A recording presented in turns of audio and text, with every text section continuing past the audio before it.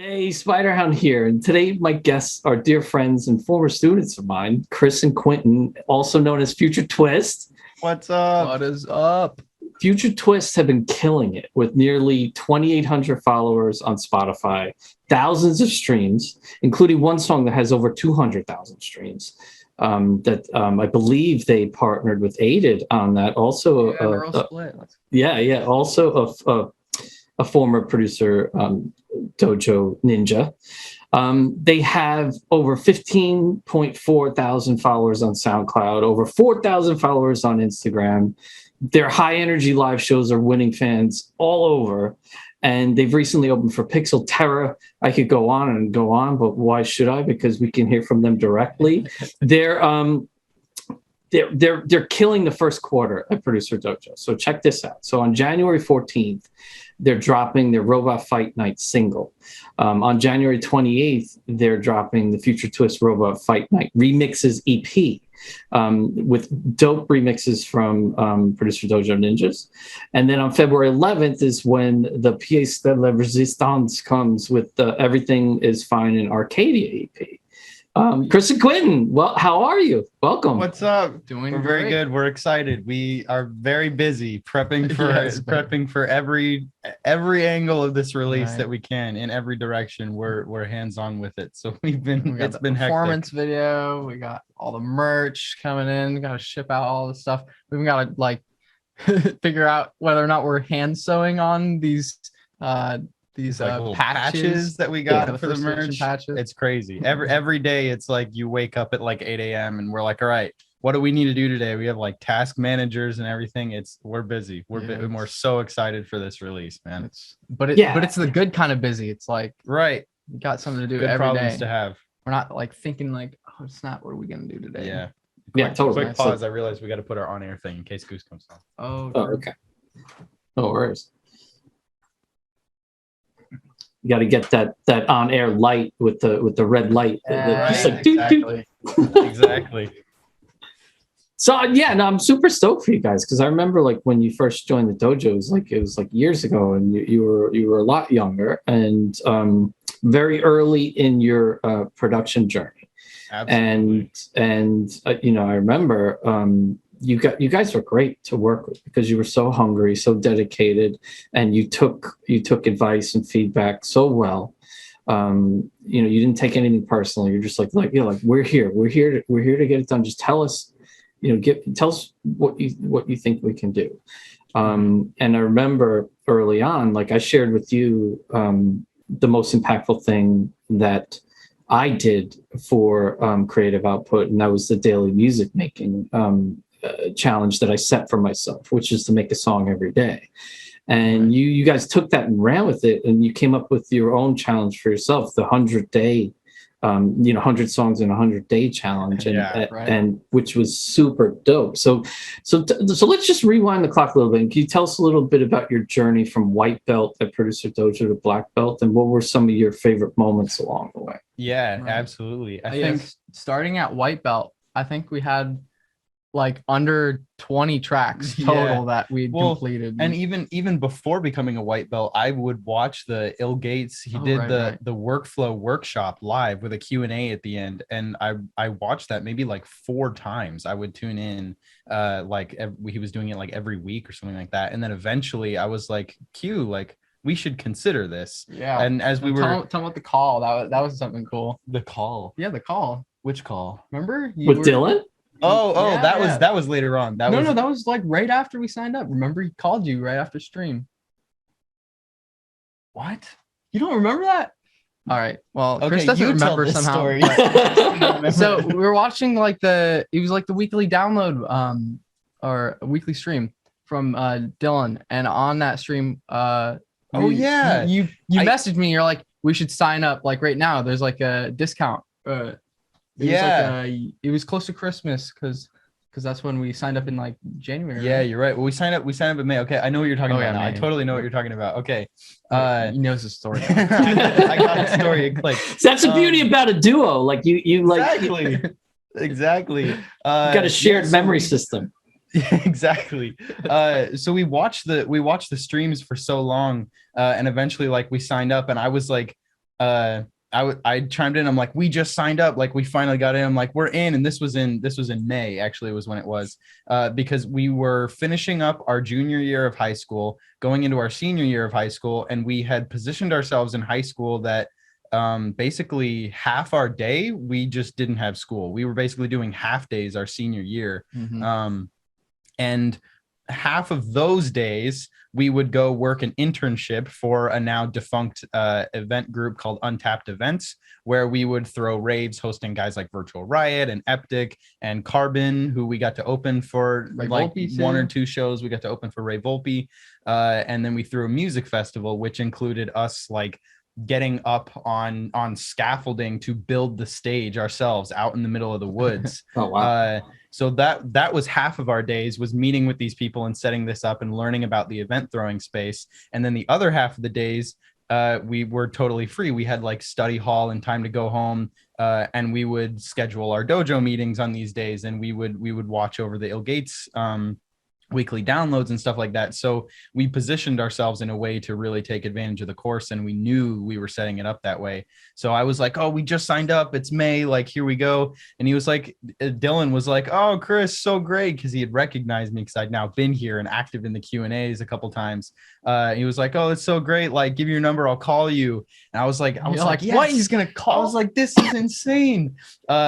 And I remember we were talking, and like I wanted to seem so cool to him, and I wanted to seem so dedicated. So I told him, I was like, yeah, me and Quinn, like, we don't even care about like school and whatever, and we're like dropping classes, and we're like, you know, teachers are telling us to work on stuff, and we're like flipping them the bird and fucking working on our music. I thought I was coming off so cool, and he was like, yeah, you're kind of an asshole for that. And I was like, fuck. I'm like, not only is that partially not even true, but he's right. That makes me seem like such an asshole.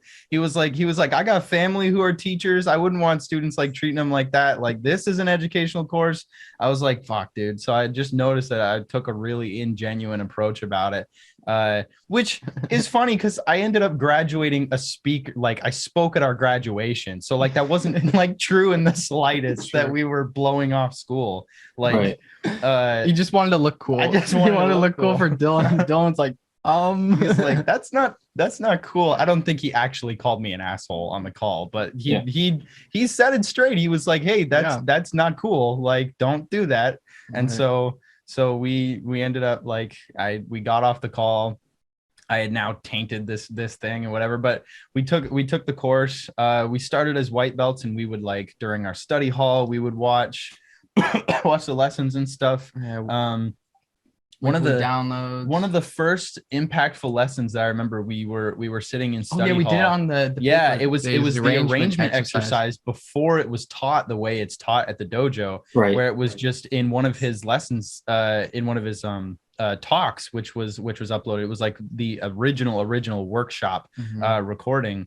He's like, how you're gonna do it is you're gonna set it up on a piece of paper, and then you're gonna split the track up. And you're going to write, this is this section, this is that section, and do everything you do on like the new arrangement exercise, which you now do like in the DAW, and you actually like put patterns down and stuff. You would draw it out. We like drew it out on paper, and we did the original arrangement exercise, which I think is now like one of my favorites from the course. It's huge. Totally. It teaches you about like, it's so important. Yeah, everything you need. We probably still have that paper somewhere. It's like saved in but we had just released an EP that was just like some dubstep we had written at the time, and like we had just released it like weeks prior to watching this. So then we like went through this arrangement exercise. We were like, oh shit, and we like had like 3 epiphanies, realizing like this and build up this, and this is how long a drop should be, and this is how long like the build is like in comparison, and then went and listened to our EP that we had just put out, and we were like,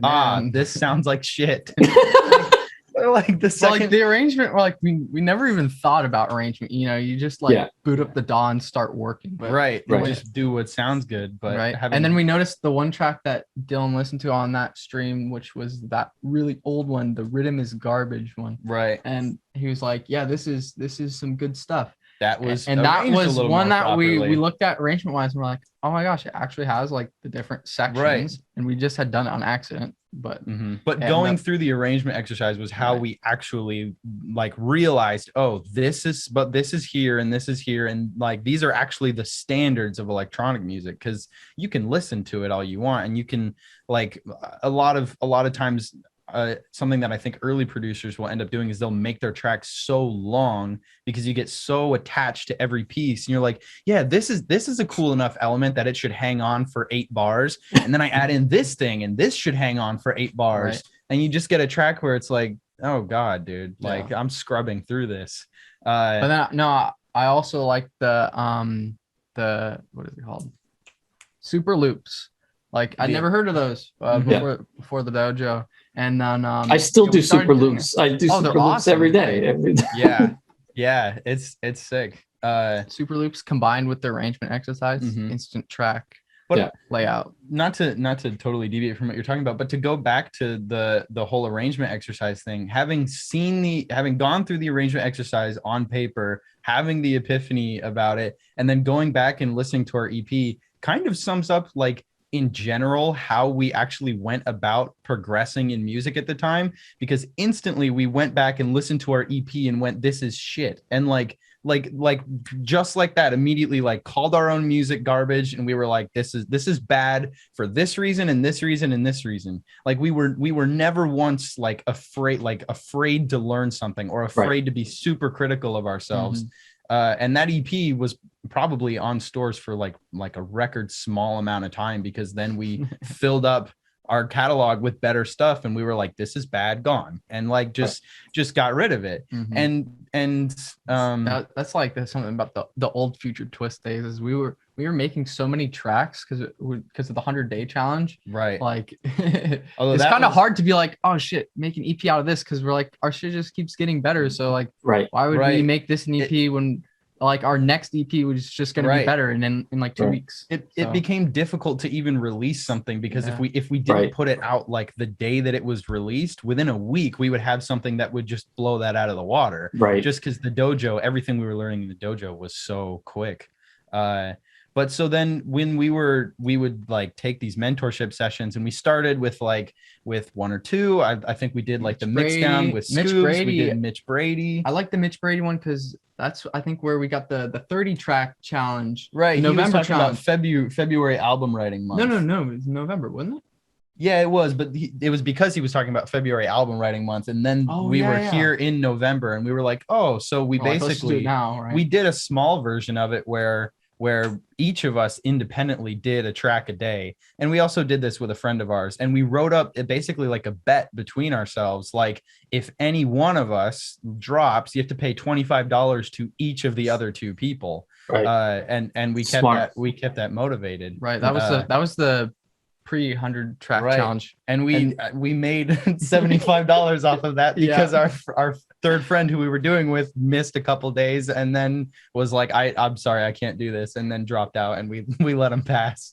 But it was like ceremonious and everything. Like the contract, we totally wrote up a contract and we all signed it, and there was a line at the bottom that was like, to drop the contract, like you have to lose this many days and then burn the contract. So like that, our friend, then she had to send a video of herself like burning the contract as proof that she was out. So it was a whole process. Like we were really in it. Yeah, that was good. And then after that 30 days, we're like, well, why don't we do 100? And that just sounded like, that's like way cooler. 100's like a clean number. Right. But the perfect part of that was we did the math, and we were like 105 days out from our year at the dojo ending. And so we're like, let's do the 100-day track challenge. Make the most of it. Yeah. So the folder that we made all the tracks in was until we get black belt, which is our plan was we'll make 100 tracks, and by the end of it, our goal is to become we were like, there's no way 100 tracks in 100 days. There's no way we don't hit black belt. Right. So we almost ignored the other belts, kind of sadly, because at the time the belt system wasn't even in place. The belt system wasn't in place. We had white belt, we had yellow belt, and then I think we had purple belt and black belt. Right. Well, they weren't even necessarily called like belts, I don't think. But we were, I mean, to compare it to today's dojo, there was no Discord either. Right. Yeah, there was a Discord. There was Discord? Yeah, I was in the Discord.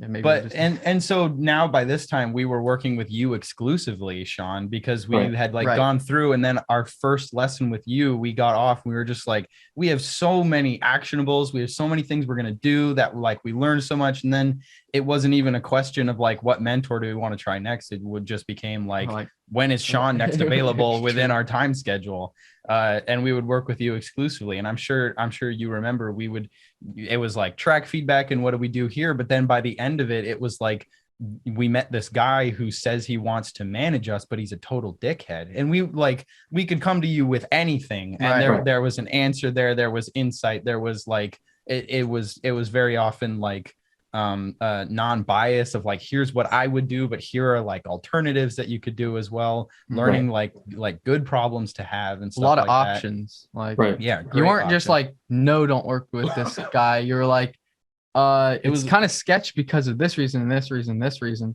And if you do work with him, you should ask him all of this. And ultimately, like it was like the door is open, but here's why I wouldn't walk through it. And it was great. It was, and we learned so much from that. And even now we have a manager who we absolutely love. And is so I remember coaching you on that, and like when I'm coaching, I don't want to just like give people, all right, do this. You need to do this, right? Like just like.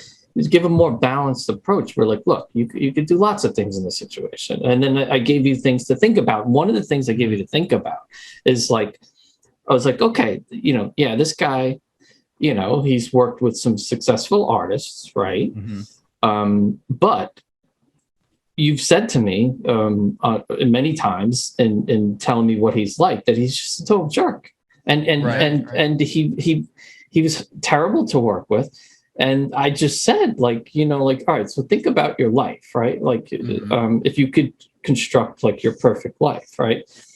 Do you want to fill your life with a bunch of jerks who treat you badly and with all this negative energy? And then you're creating a life like filled with negative energy. And it's like, wouldn't you, like, if you're creating your ideal life, wouldn't you want to surround yourself with people that you love and give you positive energy and make your day better instead of all this anxiety and stuff like that? And I think that really resonated with you.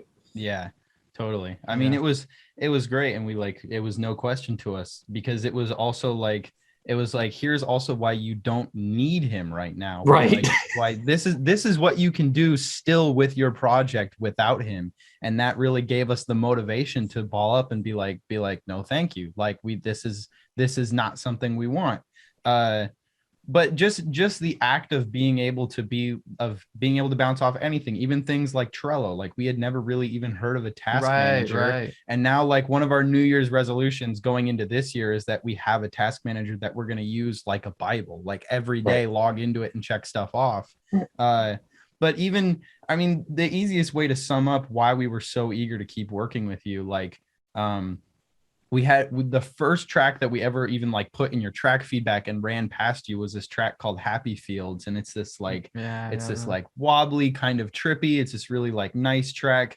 And we workshopped it together. And then it's taken down now because it doesn't necessarily fit with the artist image that we're trying to, develop at the moment. But it's a track that like holds a secret, like a little nice place for us, and has transcended the years as this like nice, perfectly encapsulated track of exactly what that time felt like for us, which a lot of the other music that we were making around the time, didn't necessarily. So it was just instantly like, oh, perfect. Like this upgraded us so much. So it's, we appreciate and identify as like your students, as like your ex-students, because of that relationship that we had as students. Oh, that's awesome. Like, it just feels so good. Like, just to see you guys killing it, and just like, how far you've come, and, just how focused you are and open and receptive to feedback. And like really you were just there to learn, and you had no problem with failure. Failure didn't bother you. Like, it was just, you understood that like, that's part of the process. And we're just, just learning here. And, accountability is so key, like with that 100-day challenge and the contract and stuff like it really is, because like without it, it's easy to slide because like no one's looking, right? So like you could be tired. You could be tired. You'd be like, you know what? I'm just gonna go to sleep. But the thing is, like, if you're in an accountability scenario, you can't. Right. Yeah, exactly. Yeah. And to circle back to the 100-day challenge, like we were like, okay, we're gonna do this every day until we hit black belt. Yeah. Like there's no way. There were some days we'd get back and it'd be like we hadn't slept like the last night. Right. We're like, oh gosh, just got back from school. We're like, man, can you just like start making the track? I'm gonna like take a nap. Yeah. So I'd go down on the ground like the first couple of days were like it was fun. We were ambitious. We were like, what do we want to do? And for the first week, we were like, let's run with this idea and let's do this idea and let's try this. And then time started to catch up to us. So we were like by track like 30, we're like, oh God, like what are we doing? And so at this time we're going to school. We're in our senior year of high school, like prepping for like finals and stuff like that because it's May. So we're about to graduate. So we're prepping for literally like our high school graduation. We're working as interns for an event company. We're also promoting for a venue and going and seeing shows frequently and trying to keep up with everything the dojo is doing and trying to get a track done every single day. And on top of that, you have a job and I had a full-time job. And we were both working jobs at the time. So like our plates were stacked. And that's something, as we've suggested to people before, like, oh, you should try the 100-day challenge and you should do this. People have been like, oh, my day is so busy. And it's like, that's the point. Like for all that I don't want to sound unsympathetic about it, but it's like for all that we had on our plates at that time, it's like, no, you do have time like that. The crunch time at the end of that, like that's part of the motivation that in the end is a good thing. Right. That limiting factor of like, this has to get done by this time period or else like challenge is over. And that kind of motivated us towards like the end. Cause it's like, even though we had a very little amount of time, like we'd made it too far to like quit, you know. Right. And that's like we have to do it. That's the cool thing about momentum. It's like, so once you've built up, like, so once you're on a streak and you've built up this crazy streak, breaking the streak becomes harder and harder. It's hard, right? Exactly. So it's like starting it is the hardest part because it's like, once you get like 3 days in, you're like, oh snap, I have like something, or I want to like hang out with somebody tomorrow. But for us, it was like, wake up, go to school, go back, start making the track. Either like I would go to work like a couple hours later. Chris would keep working on the track. I'd come back at like 10 and then like revising ideas. And then like track would be submitted by 12, and like every night. Even with that like crunch, like getting down on that in the end, you sort of learn, or we at least sort of learned to like take every possible moment to work on music that we could. Like if we would get through our schoolwork in class, and if teachers are like, okay, like work on here's extra time, work on whatever we need to. It was like laptop open, headphones on, like how does this track go? The best story of dedication to this is we go to take our math final and we had just done our SATs, and I had gotten it like top like 4% in the nation on my math SAT. So I was really proud of myself mathematically, and I was doing really well in the class. So I was like, I'm going to kill this math final. I'm going to get, and we were going to an IB school. So this was like, it was like serious tests. Like the protocol was like, if someone was found cheating, it was like you were disqualified and one student in every direction of you is also disqualified. And like when we would finish, they would be put in these folders and zipped up and like mailed to Europe to be graded. Wow. Like that's how serious these tests were. So in preface, don't try this at home. Don't do this. So this is a me thing. So Quinn at this point was less concerned with academic success and was super like neck deep in with the music and already confirmed that he had the credits he needed to graduate. He was like, we had gotten all of our credits in first semester. We had extra credits. And it was like, even if Quinn failed every single class this semester, he would have enough credits to graduate. Come the math final, he doesn't like, you're not into it. So it's like, why care about the math final? So he asks to go to the bathroom, leaves, gets his laptop, goes to the cafeteria and works on the track and does not come back to the math final. Holy shit. It was Oh so my bad. God. Don't do that. The teachers were so mad at him. They were pissed, man. They were like, "What do you think you're doing?" I was like, "I just didn't want." But he didn't get caught until it was over, until the proctor of the test was like, this student left and did not come back. And and the teachers were so pissed. But the weird thing is, like, your punishment was that you just couldn't leave with me to like go right, yeah. home. They're like, you can't leave, and so I just stayed with the laptop. Yeah, and they were finished like, the track. they were like, you have to stay here at school and work on something. But of course, we were at a small school, and there wasn't like a teacher to like watch over and like check what he was doing. Yeah. So he just like the punishment was like finish the track. Yeah, we should get them to work for the dojo. Exactly.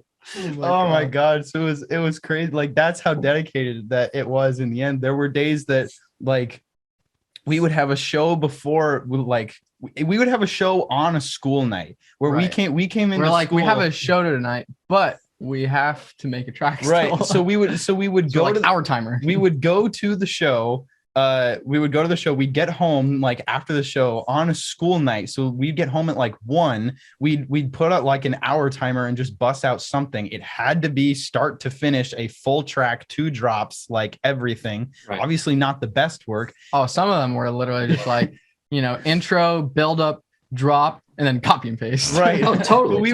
But we'd be going to sleep at like 3 a.m, like on a school night where we'd get up at 6 the next day.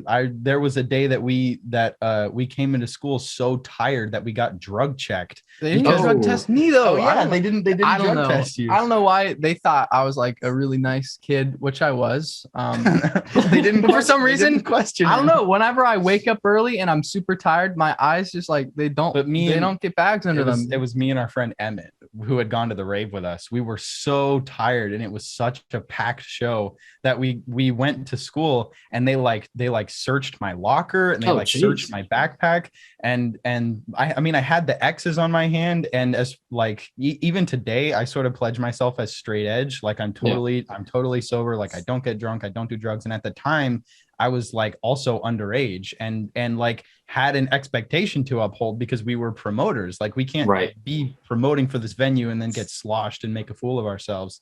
So obviously they didn't find anything because I wasn't doing anything. But they totally had to like close my eyes, put my hand on either nose and prove I wasn't on drugs because we were so just exhausted. Oh, wow. And then we would like come home after school that day and work on the track.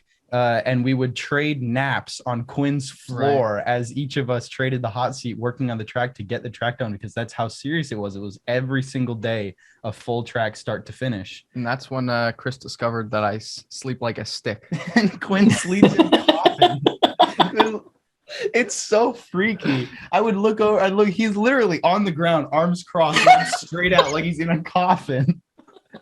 There's a really good picture that goes with that. Of you sleeping in coffin during that moment. It was such an of the moment time, like just trading naps on the floor like that. But so at the time we were also taking these tracks, we were uploading them to our YouTube every night because that was how we like held accountable that it was finished. It wasn't just that we called it finished. It had to be up. Like I even had a visualizer that we put up with it like every day. Right. I think we were like almost 50-60 days in. Even Dylan listened to one of them. Dylan listened to gave it a comment. He's like, nice job guys. And we were like, sick. Dylan's listening to the track so challenge. it was picking up steam, and people in our local scene were like, I heard you guys are making a track every single day. That's insane. We were like, yeah, I'm so tired. And so we had these up, and at the same time I was posting them on Submit Hub, which is for anyone listening, it's like a page where you can find record labels and you can find bloggers and you can find people who run Spotify playlists and stuff like that. So we were pitching our music to all these different record labels, trying to get something picked up. And it was day 74. We wrote a track called Martian Base, which is the only track from the 100-day challenge that is still live. and that track was heard by Recall Records, who the owner of that is now our manager. So the 100-day track basically was the domino that started our entire career, because it was that track on day 74 that got us heard by someone who then helped us build an entire career. Well, I mean, after after 30 tracks, you start going like, well, what genre do you want to do? Like, we kind of covered like all the genres, pretty much every BPM like that you can think of, all the standards at least, like 128, 100, 170, like 80, all the BPMs. And then we're like doing tropical house, like chill out, and then like dubstep. Our cheat day was lo-fi. We would do a lot of lo-fi. Oh, lo-fi's fun. Lo-fi's fun. Yeah, it is, but it's relatively easy. Like, compared to everything else. No, not dissing anybody who makes lo-fi, but also easy because Quinn is like classically trained on piano and has kind of like cheating. It's like lay down a chord progression, then get the lo-fi drums. Right, we get the lo-fi drums, make the lo-fi beat. Quinn would play something, throw the phone filter on it in Fab Filter, and then it'd be okay. We made lo-fi, and it's like great, totally finished. Upload it, get it done. But it got to a point where we were even so like anal about how we were running the challenge that there was a point where we had 4 lo-fi tracks in a row, and I was like, no, this is cheating. This is against the spirit of it. And so we only uploaded 3 of them, and then counted that day as like, it's not a loss, but we need another track to fill this. So we then made like 2 tracks there. Right. Then we would make a second track to fill that spot, just because like it wasn't the spirit. Like, we weren't learning anything. That was just like, okay, something is getting done. We found the easiest, the path of least resistance, but that's not challenging us. So in the spirit of it, we pulled that. And so one of the things that we learned ultimately, I mean, the biggest thing that you learn about this is to finish fast. To like not overthink things. Like, when you have to get a track done, when you are running on 3 hours of sleep from the previous day, and you have school the next day, and it's already 11 at night, like, you do not have time to overthink anything. Nope. You're like, go. I need to fucking get something finished. You're not worried about if your kick drum suits the genre, right? You can worry about that later. You're like, I need to finish this track. Right. I kind of like, I think it was really good for that. Yeah. Like finishing fast, but then also like getting a bunch of like creative ideas out there. Like, nowadays we tend to like go back and really refine everything, but that's like the final step. A lot of people worry about that first, instead of like getting everything laid out, making sure you've got a build up good structure, good sound design. A lot of people focus on like the really minute stuff, like, oh, this drum pattern is just like not working right now, and they'll just get stuck making that drum pattern, cutting the kick, doing all these tiny details, when the first thing you should be focusing on is like, what is the idea of the track, like what is the meaning of it, and like how is it structured, like how do you want to do that. And there's certain levers that you pull that get you further, right? So like one of those levers wouldn't be like working on a kick for 3 hours, right? Like that's not going to get you anywhere. But there's that tweaking stuff, that minute detailing, like that final phase really shouldn't come first. And the 100 track challenge like kind of like deletes that, because you can't be like contemplating, oh, is this kick is not the kick, right? You can't be contemplating that when you got a track to finish, like, like I have to get this track done. This like, has to get done. I want to. You're not even like caring about if the kick even sounds good. You just drag the kick in and then go. Like, and I think an important realization from this exercise, which I'm sharing with others as well, is that like, the 80-20 principle is no joke. Like 80% of the stuff that you create is going to be garbage, or maybe just mediocre, or just not released worthy, right? So you said something very important. 100-day challenge.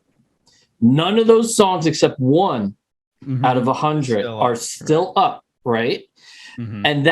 And that song led you to management, to find a manager. So like, it's not about like, we wrote 100 amazing releases. It's like, no, like those 100 songs that we worked on led us to the one thing that took us further down the path of where we needed to be. So it's not about the 100. It's about like you had to go through all those steps in order to create that one that led you to where you need to be. And I think some people some people get discouraged because like, you know, maybe for a couple weeks they knock out a song every day and all of them are garbage, and then they're just like, this sucks doing? This sucks. Right. Right. Yeah, we have one track up, and a moment that we really like used to look back and recognize that especially like the fine tuning was definitely less important than the idea and the identity of the track. We were for sure. We were our production chops were not so good. No, I mean the 100 track challenge, like it gets you good, it gets you fast. It doesn't necessarily make you a better like producer. You're not gonna like learn a lot about like stereo mixing and stuff like that. You're gonna learn like the actual like writing very fast. Yeah, not like the sound design and the mixing part. Right. The sound design, you learn how to keep a well organized preset bank. Right. Is about as far as sound design you know, education goes. But the moment that we had like assessed everything, we were slotted to open as one slot below direct support for Carbon. And we were like, or no, this was Ray Volpe. This is Ray Volpe way later. So we were going to open, we were playing Doors for Ray Volpe. So we were like, okay, there's not going to be a ton of people there. We should throw a bunch of originals from this. And one thing that we noticed, like going through it, this was we were about to be done. This was late April. So we had maybe like 80 tracks or something like that done at the time. And the thing was like, if I said like the name of like within the first like 5, we knew what it was. Like we knew what it sounded like, what the drop sounded like, what the style was. Then you get to like around the 50 mark. It's like if I said 5 names around the 50 mark, we could maybe remember what 1 or 2 of them, maybe 3 of them sounded like by the name alone. And then later, like in the later half, then it just became because those were like relatively close in time period. Right. But we realized like if I said like the track like 86, I don't even know what that one is, but like it's like Far Away. It's like I kind of remember what Far Away is like, or right. You remember the track, like the genre, right? The track most people. It's like I do not know what that one sounds like at all. But if I say like Martian Bass, the one that's up, that one had a clear identity. It made sense. It sounded good. Like the idea and the identity of that track was just huge compared to a lot of the other tracks. Right. And like if you think about it, like like you were saying, Sean, it was that 1 out of the 100 that kind of like spawned kind of the beginning of Future Twist. And that's when we kind of started even focusing, because we realized that, we're making too many genres. Like we have no brand. And that's kind of when we started. Well, Chris started reading this book as well. That really helped us how to make it in the music industry. And it was talking a lot about like branding and stuff. And we're like, damn, we really don't really focus on that. Like we wear face paint. We got like tropical house and dubstep. Like it's really weird. It's kind of weird, you know. But then we kind of came off of Martian Bass. We're like, all right, well, this really has like a sound, right? And it's drum and bass. So like, let's make some more drum and bass that is in this style. And then we made a 2-track EP that we sent to Wesley that ended up getting released on Recall. That is the Step Back and Turn It Down. And I was at that point where like started world building and being like, we want to do cyberpunk. We want these colors. And we started working more on the brand. And I think the 100 track challenge was a really nice start of like, here's everything that you can do like creatively with music. Right. Like we tried everything and then determined after what we liked and what had the most narrowed potential. it down. Right. And narrowed and you got to help us find our identity. Yeah, and you got to discover that in 100 days. And like I try to press this upon people because like, you know, like if they go down the path where they're making 1 song a month, it's like, okay, after a year you have 12 songs. So it's like, that's, you guys did 100 in 100 days. So like you basically you learned such important lessons in a short period of time that, you know, got you to get to the next level of your evolution and thinking of like, how do I approach my brand? What are we really about? And you learn so many skills along the way because now you know how to produce in so many different genres, which informs your production acumen. Right, totally. But so like our goal going into this 100 track challenge, as we mentioned before, was to land black belt on the dojo. Right. And obviously like we wrote like the last track like on what would have been like our last day with the dojo. So we submitted, we ran with you and we showed you like a handful of tracks, and with you, Sean, we picked out like which tracks would be good, and then we like refined them. You gave us feedback, which definitely made the tracks a lot better. When I go and listen, when I listen to the first version versus the version I know we workshopped with you, it sounds way better after the fact. And so like we sent that, and we sent it to Dylan, and Dylan was like, I would love to release this and put this out, but he's like, but you guys are not dojo members anymore because it had ended. So in spirit, we did it. Like in spirit, we finished an EP that was ready to be released by the dojo. In execution, because of the timing and the way that it had worked out, like it hadn't worked out that way. But so now we had finished it, we had done that, and just at this time we had now graduated, and then we were getting ready to move to Seattle. And then it was there that we met our manager. We wrote a couple EPs. We learned a lot. We found a sound. We picked out a sound and kept developing it. Met our manager, who taught us so much and connected us with some really like amazing people. Got us connected with Pixel Terror, who is currently mentoring us. And then we were walking back from the gym one day, and we were like, we should go back to the dojo. We should see if they would accept us as mentors, because we had revisited the dojo a couple of times to see like what they were releasing and putting out. And we were like, oh man, like I get it. I get what this is like supposed to be and what this is meant to be. And then looking at some of the students in the dojo and listening to the stuff that they were putting out and being like, oh, I would tell this person this, and this and that. So remember being like, oh yeah, there's like not very many people with FL. Right. And the other thing is we're FL, and the dojo has I think a couple of people that use FL, but I don't know how many mentors are like FL dominant, like use FL more than Ableton. Right. I'm not sure. But like a Detox is FL. Right. Like Detox is FL. I think we did a lesson with Detox. Actually. Yeah, we did. When we were students. So we reached out to you, Sean, and we were like, hey, like we've learned so much. We've been putting out this EP. We just released a track that did like 50,000. Like, are you available to like take us up as mentors? And then we submitted and worked on that whole process together, did the streams and stuff, and then ultimately put together the EP that we had, which is now Everything Is Fine in Arcadia, coming out in about a month. Actually, exactly a month. The whole EP will be out on the 11th. So, and then that was pretty much the whole journey. I mean, to sum it up, it was like join, then realize we need to make a lot of music, did the 100-track challenge, and then left to go learn from the cosmos elsewhere, and then returned back to show off everything that we've learned and help everybody here. Right.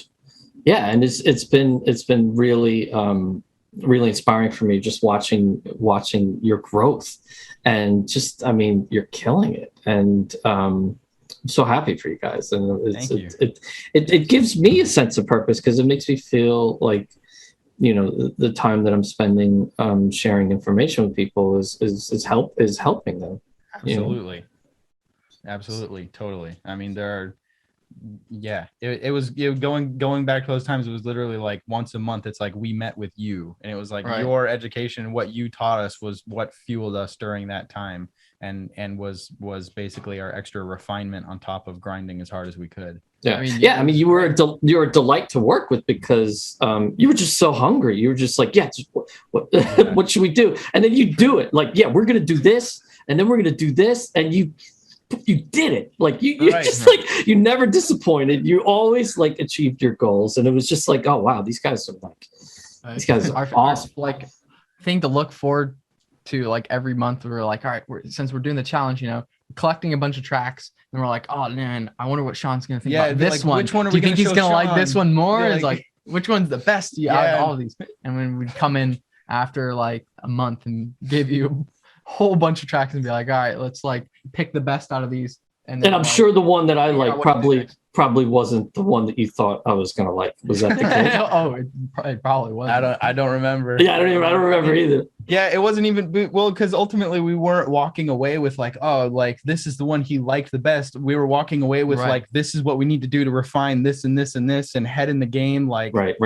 Getting with it. But I would definitely say like that hunger for doing everything hasn't gone away. I mean, like no way. Now I'm like, we have these boxes, these huge cardboard boxes in the room of merch that is like that Quinn is wearing. And it's like we're gonna be mailing all of these out ourselves. Up on my laptop right now in the other room is the flyer for the in-person Columbus release party that we're doing on February 4th. Like I'm making the flyer for that. So it's very much, it's like, what can we get our hands on? What can we do? How can we execute this further?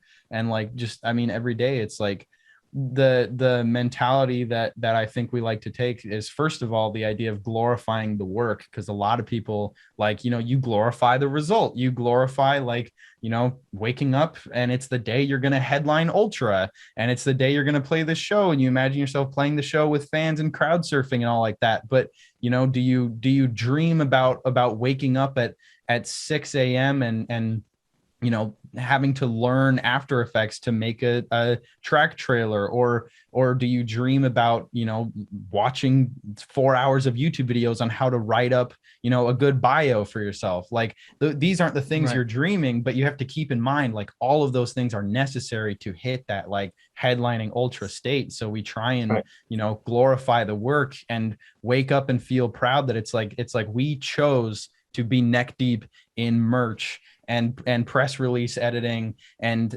you know, doing this interview today and graphic design and all of that. And it's like, that is definitely something to be proud of for any artist, is to wake up and be cluttered with things to work on to chase your own passion. Like that is huge. I think, yeah, to add on to that motto, it's like, we like talking big and then doing it. Like a lot of people will like talk and be like, oh, I want to do this, I want to do that, and then they'll do none of it. Right. But like everything that we say we want to do, like we're gonna like take a shot at it. Right. And we do it. Yeah. Yeah. And it can confirm 100%. Can confirm 100%. Right. Yes. But it's also like super satisfying to be like, a week into this like 100-track challenge and be like, man, like there's 7 tracks done already. Like we have like school like all week, and then on top of that full-time job, it's like, it's super satisfying to have that packed a schedule, even though it's crazy and it's gonna like leave you pretty much no free time to like play video games. You're not even thinking about that at like, even like 7 days in, you're not thinking about any of those like things that usually take up like your free time. You're thinking about, oh, what do you think we should make tomorrow? Like, exactly. I mean, it helps with like self-identity too, because you're like, this is what I do. Like I'm the artist. I'm working on all of these things because this is who I am. Right. And that helps with, you know, that helps passively with motivation for everything else. It's like, hey, can you do this for your own project? And it's like, we have all these responsibilities for this release. And it's like, yes, of course, because like, this is who I am. This is what I do. This is not a hobby. This is like my identity. Right. But just the act of doing it. I think a lot of people, one thing that I realized, we had just finished a track with Churney, which I don't know when this is going to go out, but I guess that's the official announcement of that. We were writing a track with Churney, and Churney was coming to our state to headline a show, and he was like, guys, like, let me bring you up on stage and we'll rinse out the track. And Churney, at least in our hometown, was like, he's like a hero. Like people, like we had him out for Afterglow. Yeah, we had him out for the music festival that we interned for all the way back when. The one we set up in the woods. Yeah, and we had him for another show at a club. So like people in our hometown like love Churney. So being up on stage in our hometown with Churney playing the track was just huge, like massive. I wanted to tell everybody. And so we were now working with our manager, and we were like, off we go, like we're gonna go meet up with Churney and blah blah blah. And our manager was like, okay, like just remember, like smile, ask other people what they are interested in, do not name drop.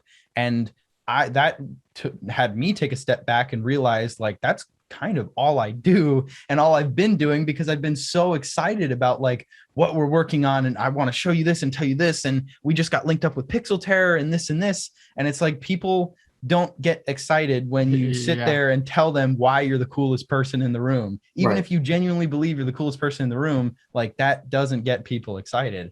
Not at all. And so then what, like I did my best. Like we tried not to name drop. Like when people asked, we obviously like answered their questions honestly, asked other people what they were about. But ultimately what made everybody who got excited about us more excited than anything I could have said was seeing us on stage with Churney. There was nothing I could have possibly said that was true that would have made someone more interested in our project than that exact moment. And so we use that now when we go to like shows or parties or something like that, where we know we're going to play. Like we don't talk about what's going to happen. We don't talk about what's next for us. We don't talk about what we're working on and what's successful for us. Right. We let other people. It just comes off egotistical. Right. You're just like, I got this and this and this that I'm working on, and it's so awesome. Right. And this and everything I'm doing. They're is like, so sick. cool. Right. So like, and we were like maybe 2 months ago, we were invited out to this house party because someone wanted to borrow our decks. Right. And they were like, hey, like, can I borrow your decks? We're like, yeah, if we can go with, just to make sure they're safe. And they're like, yeah, okay, if you want to spin some too, you can. And we were like, okay. So we go to the show. Obviously, like everybody there is talking about, yeah, this is me and this is what I'm doing and this is the show that I just played and this is that. We were like, that's sick, dude, that's so cool. And they'd go up and they'd spin and be like, that was my original and this is that. And we were like, yeah. And they're like, are you gonna get up in a bit? We're like, yeah, we'll end the night. So then we get up and we're like, okay, like everything we're gonna play right now is like our stuff. This whole set that we're gonna play is totally our stuff. And then we played our set. All we did was we showed them what we were about. We didn't say anything. We weren't telling them anything. We just showed them everything we were working on. We played the set like it was a sold out crowd. We were going hard. We were headbanging. We were getting people like interested into the music. And at the end of the night, we were the only people anybody was talking about because we took a very show, don't tell mentality. Right.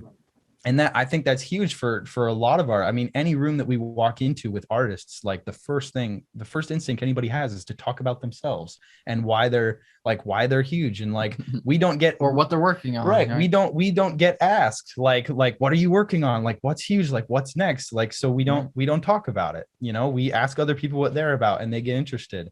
And so that's been the mentality. And so going into that, we carry that into everything that we do, where it's like, it's like we don't talk about, being big, and we don't talk about working on flyers. We don't talk about like what we're going to do in the next project we're going to make in the next big thing. We talk about that in planning, but we're not like hyping ourselves up about it. We just execute on it and celebrate when it's there, when it's tangible and in front of us and it happens. That's been our mentality for everything. That's great. It's great advice, and I can definitely share. I take the same approach. Like when I'm in a room full of artists, it's like it's me asking them questions about themselves, and I never say a damn thing about my, unless they ask me. They're like, "Oh, what about you?" Then it's like, "Oh, cue. It's my turn to actually say something about that." But that's huge because like it could be a real turnoff. If you don't connect with a person just on a basic human level, and then establish that connection, and then they like you for who you are, and then they find out that you're also an artist, and that's a bonus. Like, oh, you are? Tell me, I want to know more about what are you doing? The other way, it kind of turns people off and puts them on the defensive and stuff like that. So it seems like your manager is like the third member of Future Twist. Would you agree? Yeah, absolutely. I mean, even early on, one of the first things that we really realized we had a connection with as our manager was like, okay, I want you guys to have this, and I need this ready and this and that. And we were like, oh, we have that and this and this and that, and we have all this ready. And they were like, okay, wow. Like I usually have to spend the first 2 weeks walking people through what these things are. Like, this is great. And so we were also surprisingly, we were one of the first artists that they had come across that cared about our artist image.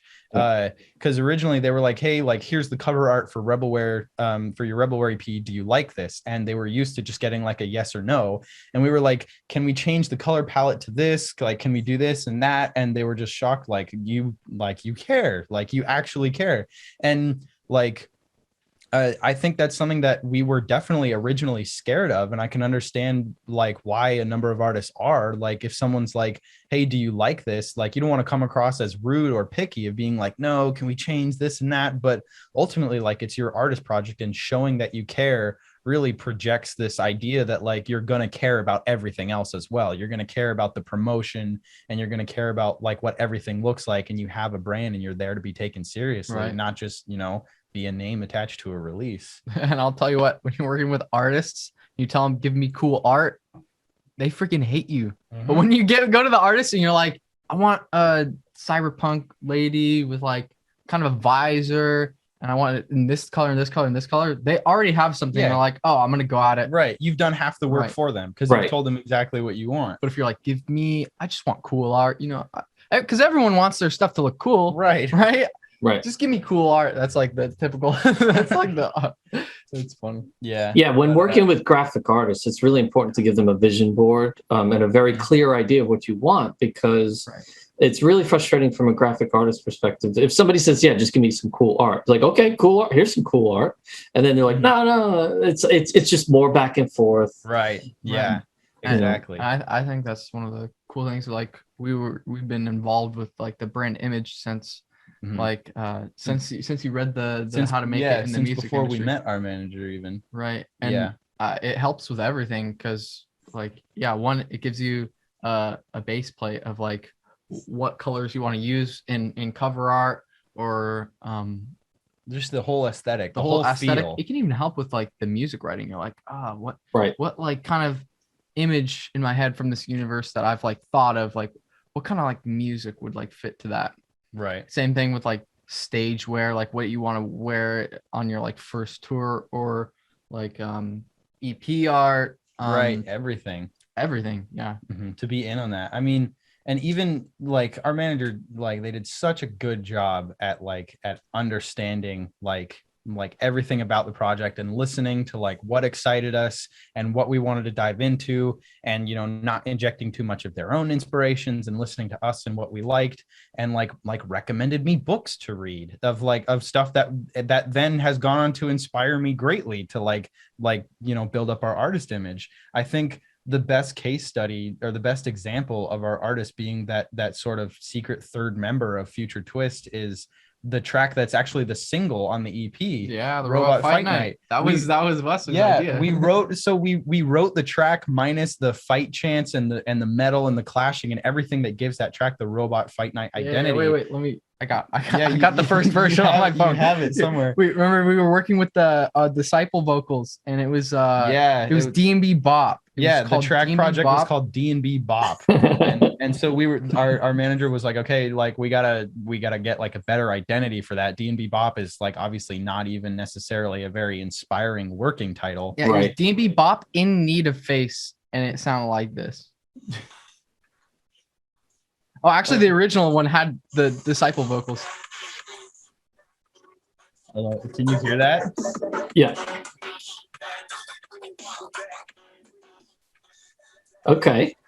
Right. And it was just the idea of like, we need a face there, so we just like put vocals there, a vocal loop, and we're like, at first we had no idea what our idea was like, oh, like we could do something like maybe Porter Robinson-y sort of there as like a super contrast between something pretty and heavy, and we were like, don't love that idea. And our manager was like, what if we went with like with Robot Fight Night in there, and the thing is, we had even already we put the fight chants in the background just because I liked the sound of that, and we were like that, like instantly it was like, there it is, like it's like that's the track right there. And then our manager went and listened to it back again, and they were like, is it saying fight in the background? We were like, it is. And then we were like, sick, done, like call over. There we go. Like back into it, threw in the chants, threw in the metal clashing, like talked about the album art. Like it was there. Like the whole identity of that track came because our manager completely understood our inspirations, understood what we liked, where we were coming from, what we wanted the project to feel like. And now it's the single, and it's the one that we think is gonna, you know, really resonate the most. Right. The track sounds like this guy. Sounds like sure. Neck. Yeah, the branding and the imaging for the release is awesome. It's really cool. And then also it made the remix contest that much more engaging for the participants, because like you gave them a whole world to work within. How did you enjoy managing the remix process for the remix? for the I song? mean, Oh, it's so fun. incredible. I mean, I like just to like, I don't mean to like single out anybody or make it obvious that one is our favorite over anybody else, but Vault Kid, god damn, that was brilliant, dude. He nailed it. Instantly. We got so excited about that because we made this trailer ahead of time that was like, here it is. We care so much about the world building. We care so much about like what a track means and storytelling and all of this. Here are the elements that we've used to portray the story within this track.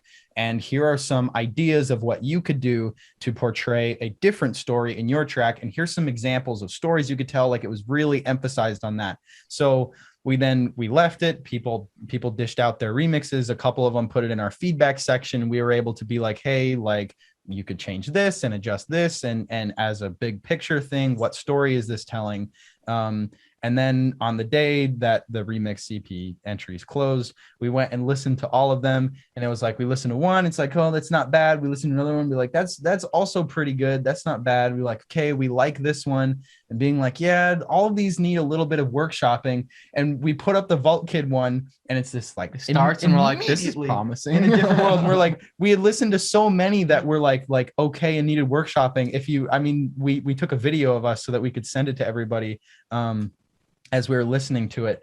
And you can literally see us in the video at the buildup, like crossing our fingers, being like, please be good, please be good, please be good at the drop. Because it had done such a good job of putting it into this new world immediately. We were like, please, please, please don't disappoint. This is so promising so far. And then it was the drop. It was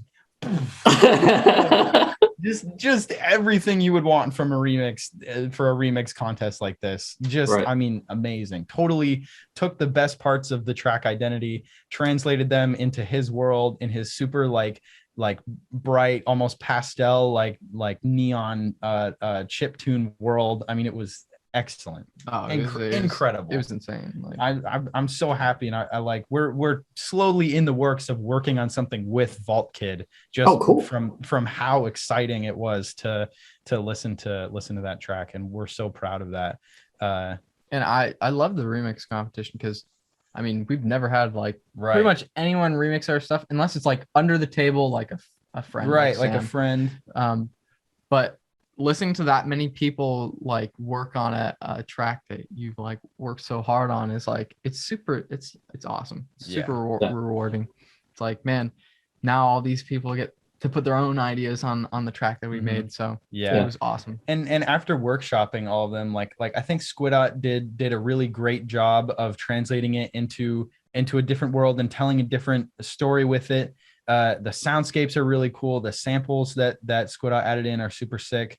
Tyra's is also a little personal favorite of mine. I think Tyra's needed a little bit more workshopping because we felt Tyra's didn't necessarily change too much. And in talking to him, he was like, oh, like I was a little worried to change too much. I thought you guys maybe just wanted this and that. And we were like, no, like go ham, like change this and that. And he came back and I was like, right. Whoa, yeah. intro. Yeah. We're like that's crazy sick. Now. That's something I really like about all the remixes. They're all in their own lane. Like Vault Kid basically took the story route and like flipped everything that way. Squidot very similarly in a different world, more in like an icy way. It's like all in their own styles, you know? Mm-hmm. Yeah. And then man, it was so awesome to listen to them all. And they're all different. There's no two tracks. There's like this one's dubstep, this one's dubstep, this one's dubstep. You know, they're all in their own lanes. And I think that's something awesome.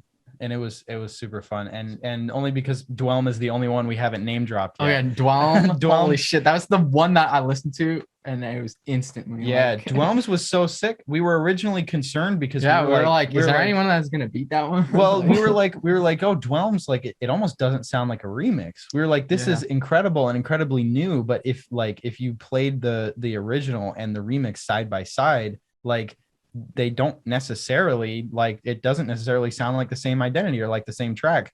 So we had to go back and we were like, love your track. We're concerned that if you just put a different title on this, it could be an original that completely stands on its own 2 feet. And for a remix contest where we had a big emphasis on identity, all of the identity of the original was kind of completely removed.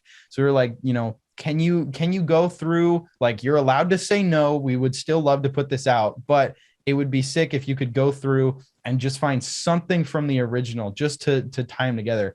And I think he basically very simply just took the It's Fight Night vocal and added that in a really creative way. And it was like, that's really all you need to do, is because that right there is the identity of the track in its most boiled down form. And having that present, like, made a world of difference, I think. Oh yeah. Mm-hmm. All the revising process were like super good. Right. Like from the original submissions to the final ones. Mm-hmm. It was a nice process. None of it was like painful. Right. It was all good. And I'm really excited for all of those remixes to come out. I think people are gonna, I think one of the things that I'm really excited about is because they are so different in style and because they're so like different in genre, that like everybody with their different tastes of electronic music are going to have different favorites, and not because one of them is wildly better than the other, but just because they all appeal to different corners of electronic music. Right. I think Squidot did like a really solid job at making something like heavy and dark and minimal.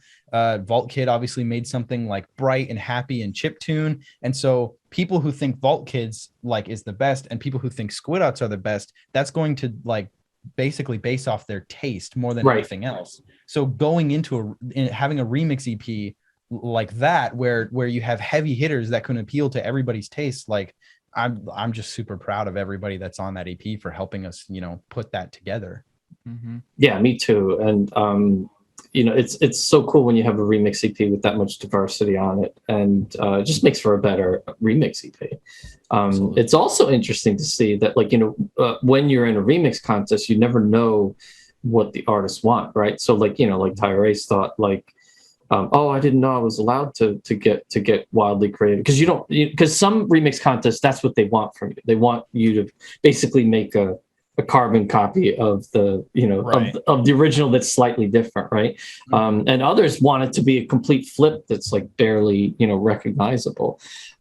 So being in a remix contest, it's great to have interaction with the artists who are leading it, because they can tell you, like, this is what we're looking for. Like, you know, we really want this, we really want that, which is kind of cool, because some of those big remix contests, you don't get that kind of interaction. Yeah, for sure. You just kind of have to roll the dice. You have to be like, you know, like, here we go. Right. Yeah, exactly. Totally. I mean, we just recently entered a remix contest, which we lost for either because it wasn't there, or they didn't hear it because we entered in super late, or what. I like the excuse of that. They didn't hear it because we entered last minute and already had the short list made. Let's go with that. But even listening to the winning remixes for that contest that we lost, it was like, the big thing is that shift in identity and that huge soundscape as you listen to, especially when it's like much bigger. We obviously ran a smaller one with a smaller community. Yeah. And then how many of the people in our small community are gonna take a shot at it? With this huge remix contest that we entered, like, being able to go through and listen to a lot of the other entries, you realize, like, oh, making something significantly different that still has the identity of the original and is really good and stands out from everybody else. Like a lot of those steps are, like, I mean, hard, very difficult. Like with the number of people that were entering.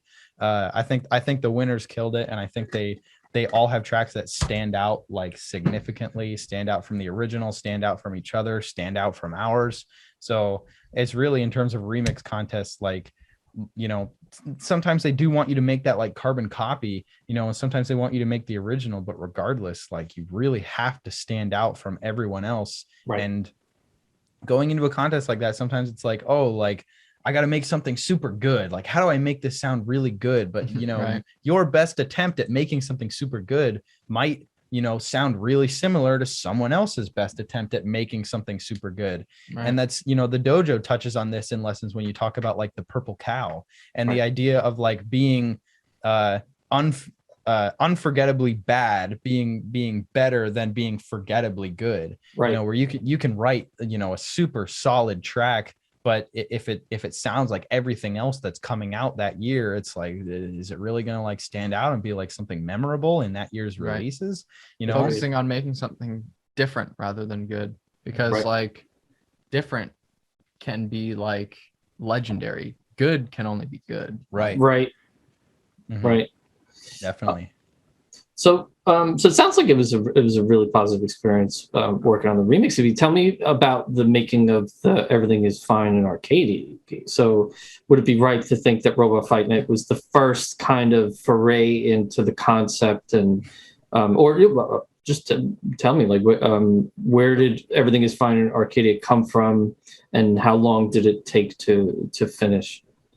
Robot Fight Night ended up actually just kind of sliding in at the last second, because actually how the EP started was Robot Fight Night was its own thing, like before the EP, and it's like the third one on it, so it's like it's deep in there. So where did the other tracks come? Well, we got in contact through our manager with Pixel Terror, right?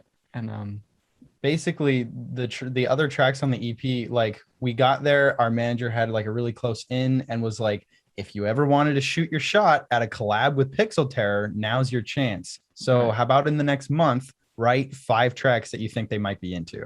And we were like, okay. So basically the 3 tracks that are on the EP are 3 of our attempts at writing something that we thought Pixel Terror would like. Right. And then they listened to it. They thought it was cool. They gave us the rain check of like, you know, sometime down the road, we'd be interested in working with you. And then we basically took these tracks and edited them and tweaked them a little bit. There was a lot of tweaking. The first versions were way worse than the finals. Mm-hmm. That was a super, super tweaked EP. But allowed for a lot of change, because like the first versions, all the drums were pretty bad, underproduced. But by the end, we learned so much just through like Pixel Terror feedback, and like Pixel Terror feedback, like that's something that like has been huge for us this last year. Is like Pixel Terror's, their production value is just so high, and getting feedback from those kind of producers is crazy, because they'll point things out that you'd never hear. And it really helps train your ear to be getting that kind of feedback, because then you'll start looking for it and be like, all right, does it sound like as good or as produced as like this? And you'll start making comparisons and start upgrading your ears. And I know a lot of people will hear that and assume that those comparisons can be really self-harmful when you listen to your own music and you're comparing to someone else, like either in terms of like, even if you get there, you'll only be as good as they are, or you'll sound too much like them, or the idea that that's just going to bog you down mentally. But really going into the state, especially from a production standpoint, when you talk about like production value, having that strong comparison to somebody up there like that really is not that bad. And you can always at any time become self-aware of that and realize like, okay, I've been trying to reach them so much. Now, how do I reel this back and take everything that I've learned and make it sound like me and become original again? Right. If your goal is not to sound exactly like them, then it's going to be pretty easy to actually mold around, because it's kind of hard to exactly reproduce something like that's something that's pretty difficult to do. So it'll end up almost in your style right off the bat, and then you just kind of can tweak it from there. Right. It brings us back to the importance of the arrangement exercise, because that's basically what the arrangement exercise is. Right. Exactly. And so we had gotten their feedback on the tracks. We like went back and revised, and we made stuff different, and we tweaked it and made it how we liked it. And even the track, the second track on the EP, Doing It in Style, originally sounded pretty different. Like it had multiple. Oh yeah, the first version was way different than the last. Like, the drops completely different. It didn't even have the Doing It in Style theme. Right. And so it was just a mid-tempo track. So like as we've talked about throughout this throughout this interview, I guess it could be. We can make it. It's gonna be. We'll see. As we've talked about throughout this interview, like we care a lot about like the narrative and the story and the identity of the track at its core. Like it's not like Robot Fight Night was not just the track that sounded like Robot Fight Night. Once we had that identity, we went back and we were like, how do we make this Robot Fight Night with the metal clashes and the chants and all of this? Like, how do we build that story around that? So an Arcade EP ended up just being like us trying to like do something that was Pixel Terror, and Pixel Terror is like really pretty retro. Like they've got that kind of video gamey sound. So we were kind of like trying to replicate that in our own kind of way, and it ended up having this sound profile to the entire EP. Yeah, and so because we care so much about that narrative, and these tracks sounded so similar because of where they came from in origin. Before we were really like ready to pitch the EP, we had to come up with like what is the narrative for this EP, because if we had this collection of tracks and they didn't interlink with any sort of narrative, then all we have are 4 tracks, like in the same packaging, in the same box. It's not a cohesive EP with a message and a narrative and an overarching theme. It's just, here are 4 tracks. So before we even submitted that, we were like, okay, obviously the first one is like Entering the Game. Let's just clear cut out of all the names. Like, entering the game. What does that mean? And then the last track is obviously going to be Over. And these were all the working titles as well. So it was easy to stitch these together. So Entering the Game, easy, like entering, that's the entrance. And then Over, the track, like obviously it's over, right? It's over, like game over, basically. So then we had Robot Fight Night, which made sense somehow. We had to figure out how that made sense, right? It's the boss fight. We didn't really have that figured out at the time. It made sense. And then we had Doing It in Style, and those were really the finished tracks that we were ready to put together, but we had to figure out the narrative. Doing It in Style actually comes from the Cyberpunk 2077 game, which we were stoked and then incredibly disappointed by, as almost everybody was.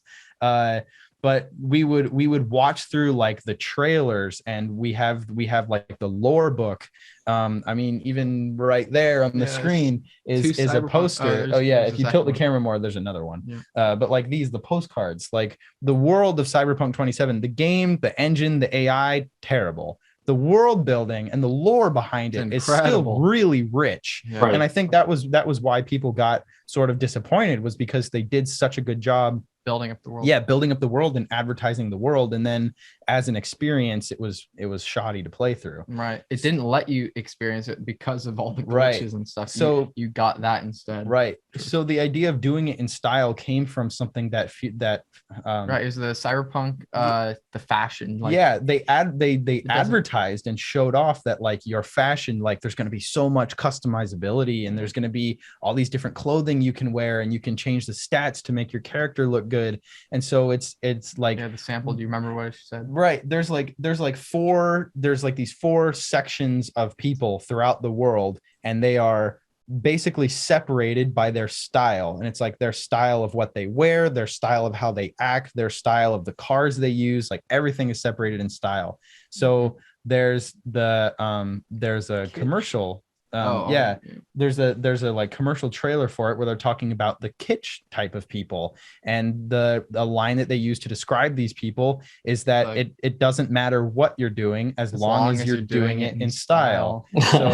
So that's the motif behind that. And so we were like, okay, that already comes from a video game, so that makes sense. And then we had Robot Fight Night, and we were like, well, that's like the fight, that's the conflict. like boss fight. So as long as you're doing it in style. Right. So the full narrative of the EP now at this point was like it's entering into the right, video game, enter into in the the game. world. We're super into like VR games at the time. We had the VR. We had a bunch of games for the VR. So we're like, okay, it's gonna be like virtual reality. Cyberpunk 2077 has this feature called Brain Dance, which is like virtual reality, but you also have all of the feelings and like sensations of the game or of the Brain Dance experience. So we translated that into our idea as well, is that it's this like virtual reality game. You put on the headset and it fully takes you over. So you are like entering the game. You are like inside the game completely. And then as you explore the world, you realize that the world cares more about style than like who you are as a person and what you can accomplish. So that leads to the track 2 is basically the motif for the album, not album but EP. It's the motif of doing it in style. Right, is the message of doing it in style. And like in the extended like lore write-up that we have, that because we always like to like actually write word stories for our tracks.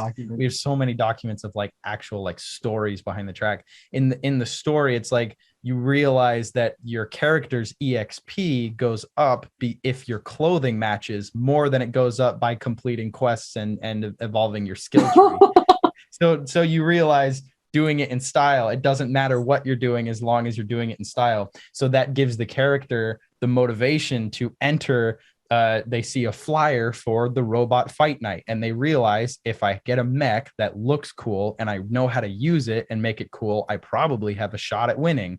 And so the boss fight, that leads to the boss fight. You go into this underground, cyberpunk fight club where all these people are fighting with mechs. The robot fight night. And as a little added motif, like the character walks by and there's these banners of previous winners and all the previous winners of the championships. So there's one of Vault Kid and there's a Dwelm and there's Tyraze and all that. So it's like they are in the world as well as, they've won previous championships. So the character enters the robot fight night and then it's ambiguous whether they win or whether they lose. And then they go home to their save point, their respawn point after the boss fight, and like look up into the night and between the stars and all the satellites in the place are rolling the credits until the sky reads over and then the game shuts down. Take the helmet off. You've experienced over is kind Arcadia. Of a 2 split path is like either you won and it's over or you lost and it's over. And that is like kind of stems off of the robot fight night track, whether you won the battle or lost it. Whether you won or not. And so then the sort of multiverse idea is based on whose remix of Robot Fight Night could define how the fight went. If you choose the character Vault Kid, then in place of listening to Robot Fight Night as the third on the EP, you would swap out and listen to Vault Kid's remix, and that's how the fight went. And now Game Over is a reflection of that fight, and totally different story. If I would say Squidot's remix in place of Robot Fight Night being super evil, you probably lost. Yeah, like Squidot's is pretty evil and pretty intense. I would argue Squidot probably beat you. Yeah, Squidot, you probably lost. Yeah.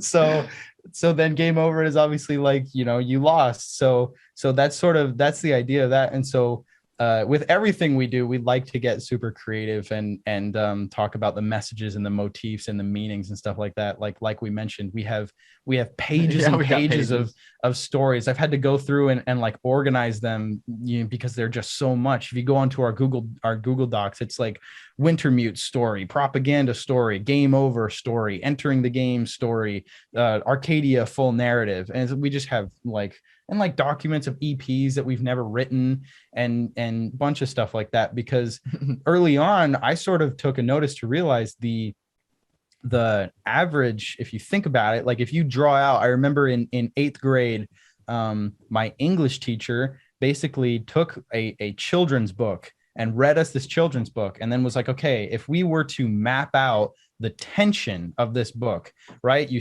get all the characters and you start to you start to draw the line of the characters, and it's like, okay, you learn the characters and they're doing things and you're learning about what they're doing, and now there's conflict. So you hit this first peak, and then okay, now they start to resolve the conflict, and then towards the end of the book something worse happens. It's like, how are they going to get out of this? And then there's a final resolve at the end of it. And that is the overarching story, like for any movie, for most movies and books that you will read, is meet the characters, learn what they're doing. There's tension that begins to get resolved. Now there's an even bigger tension that you didn't see coming, and ultimately the hero finds their way out of it. The hero's journey.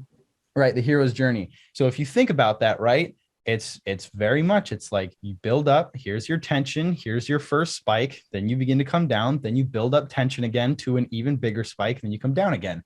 That's kind of also the framework of electronic music, right? Where most tracks have two drops. Yeah, build up starts getting interesting.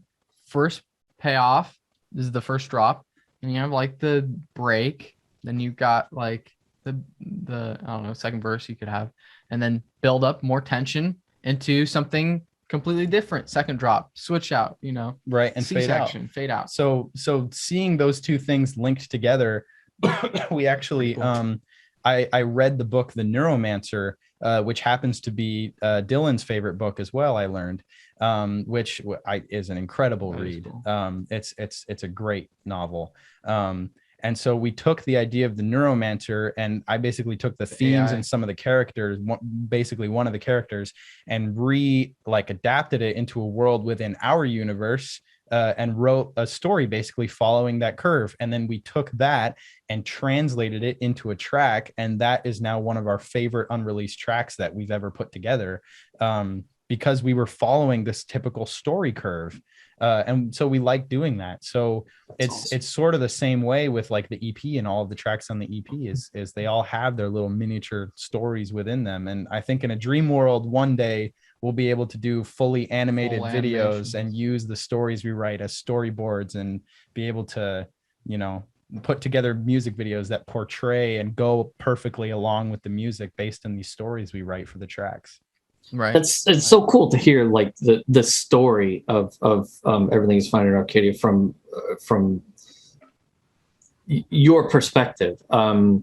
You put a lot of thought and effort into building a world and creating a narrative, and it's like the strongest face that like I've seen in any release at the dojo, right?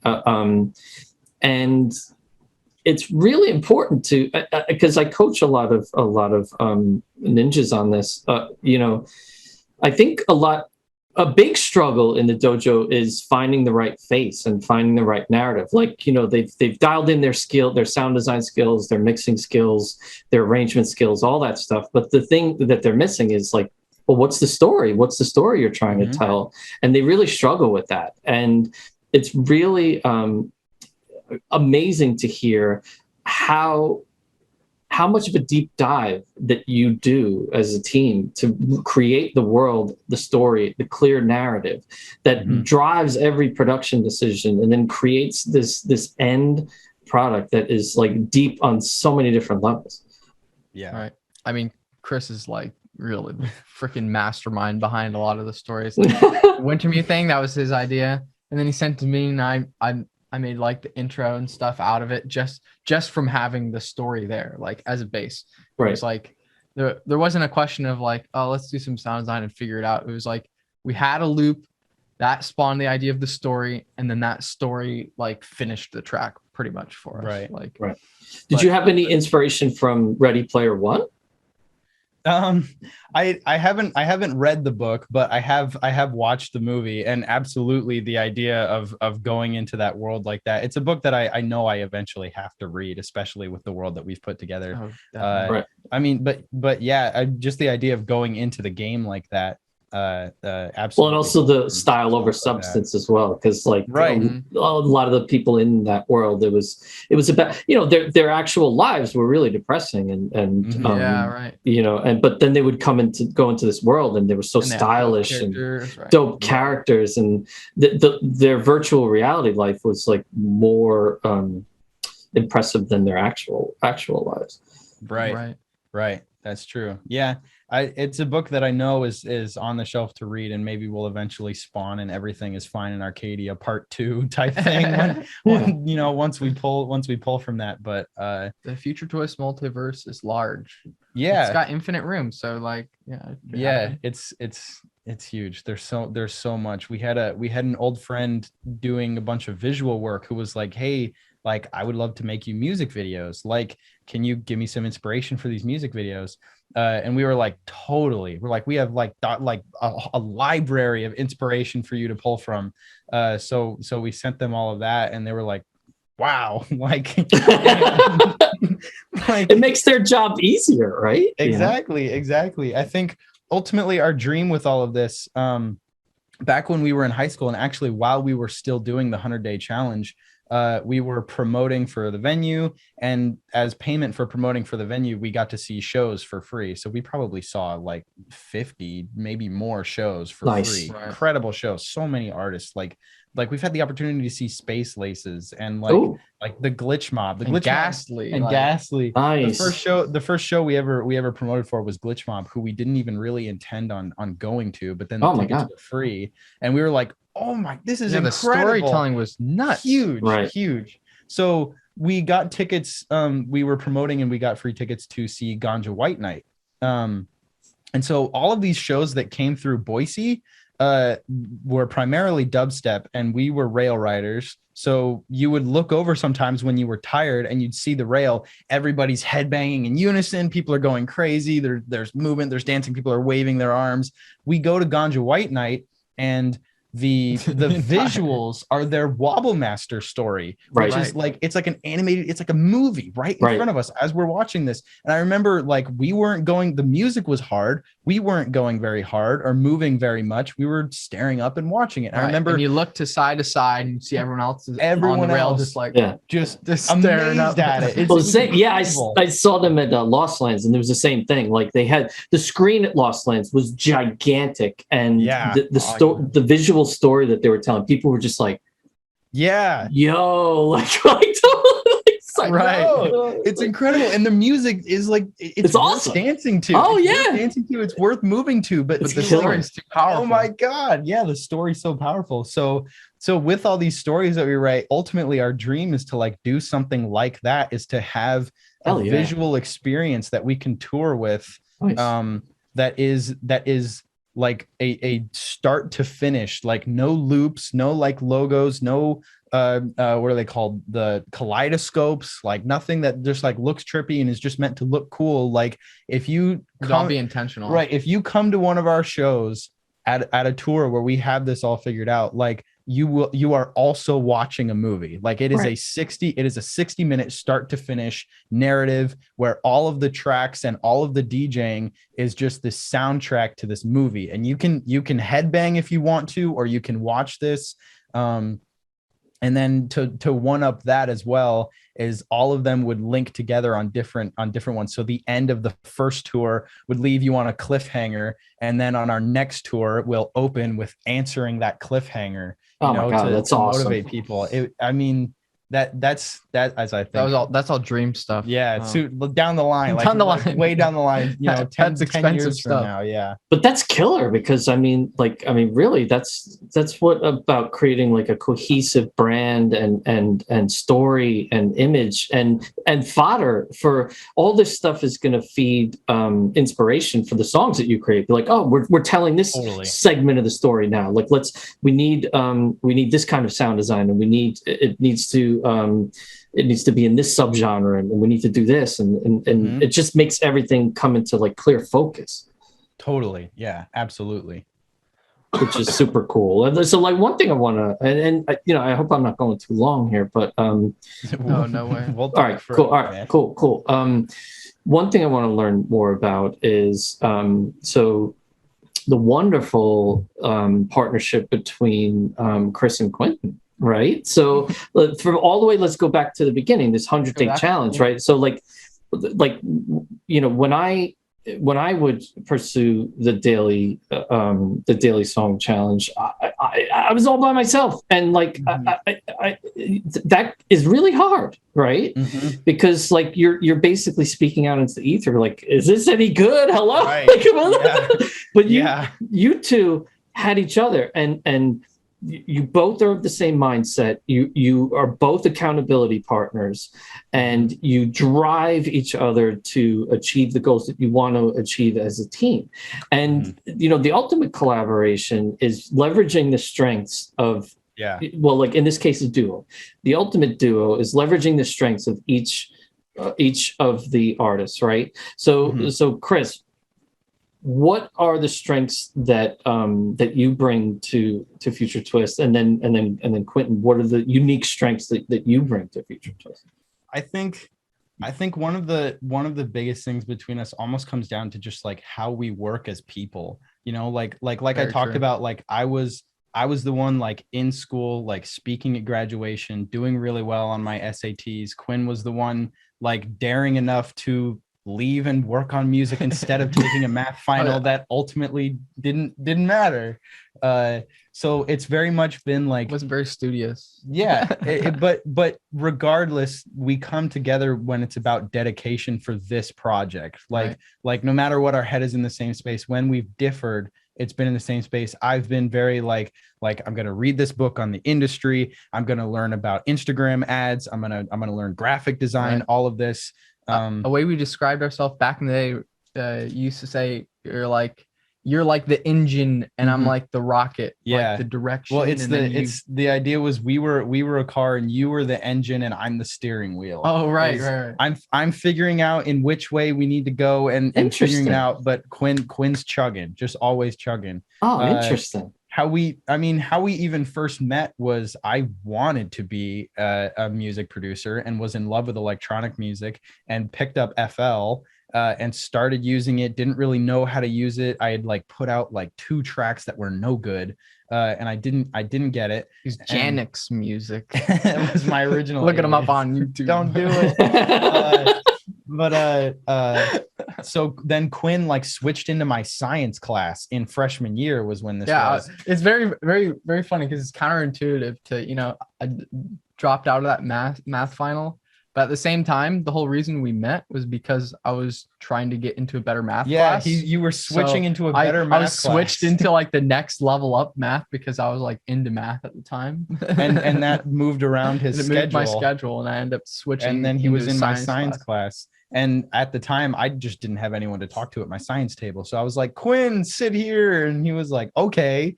And so then he sat and we started connecting. And I was like, oh, you're very good at music. Isn't that convenient? That's exactly what I'm trying to do. And so we wrote 1 track together. And it was, I mean, terrible, but it was awful.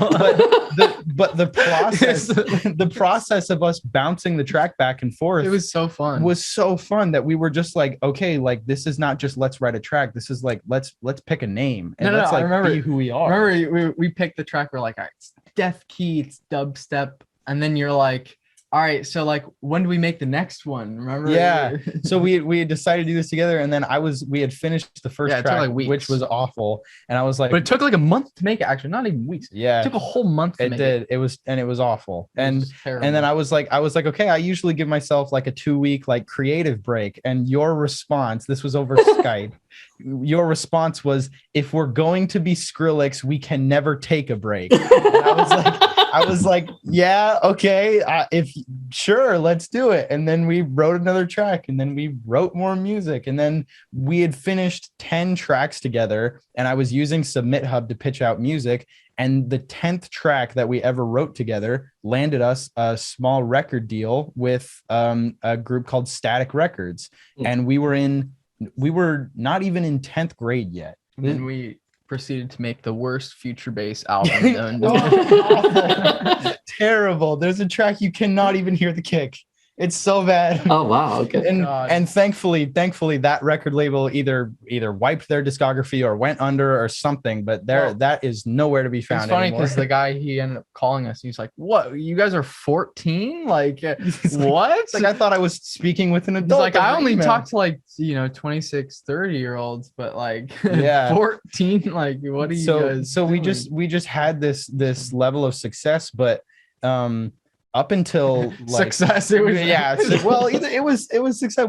I could say we had this level of validation. Oh yeah, right? No, it was validating as hell. It was like, man, we got an actual contract in front of us. Like, it was. I mean, we like signed. We'd only made 10 tracks. We were in I guess it was actually 10th grade. We were in sophomore year, like putting pen to paper, signing a record deal. We were like, this is working. This is clearly working. Yeah. So at the time, we were obviously like freshmen, like hadn't really like sat into our individual personalities as to who we are. We still had a lot of growing up to do.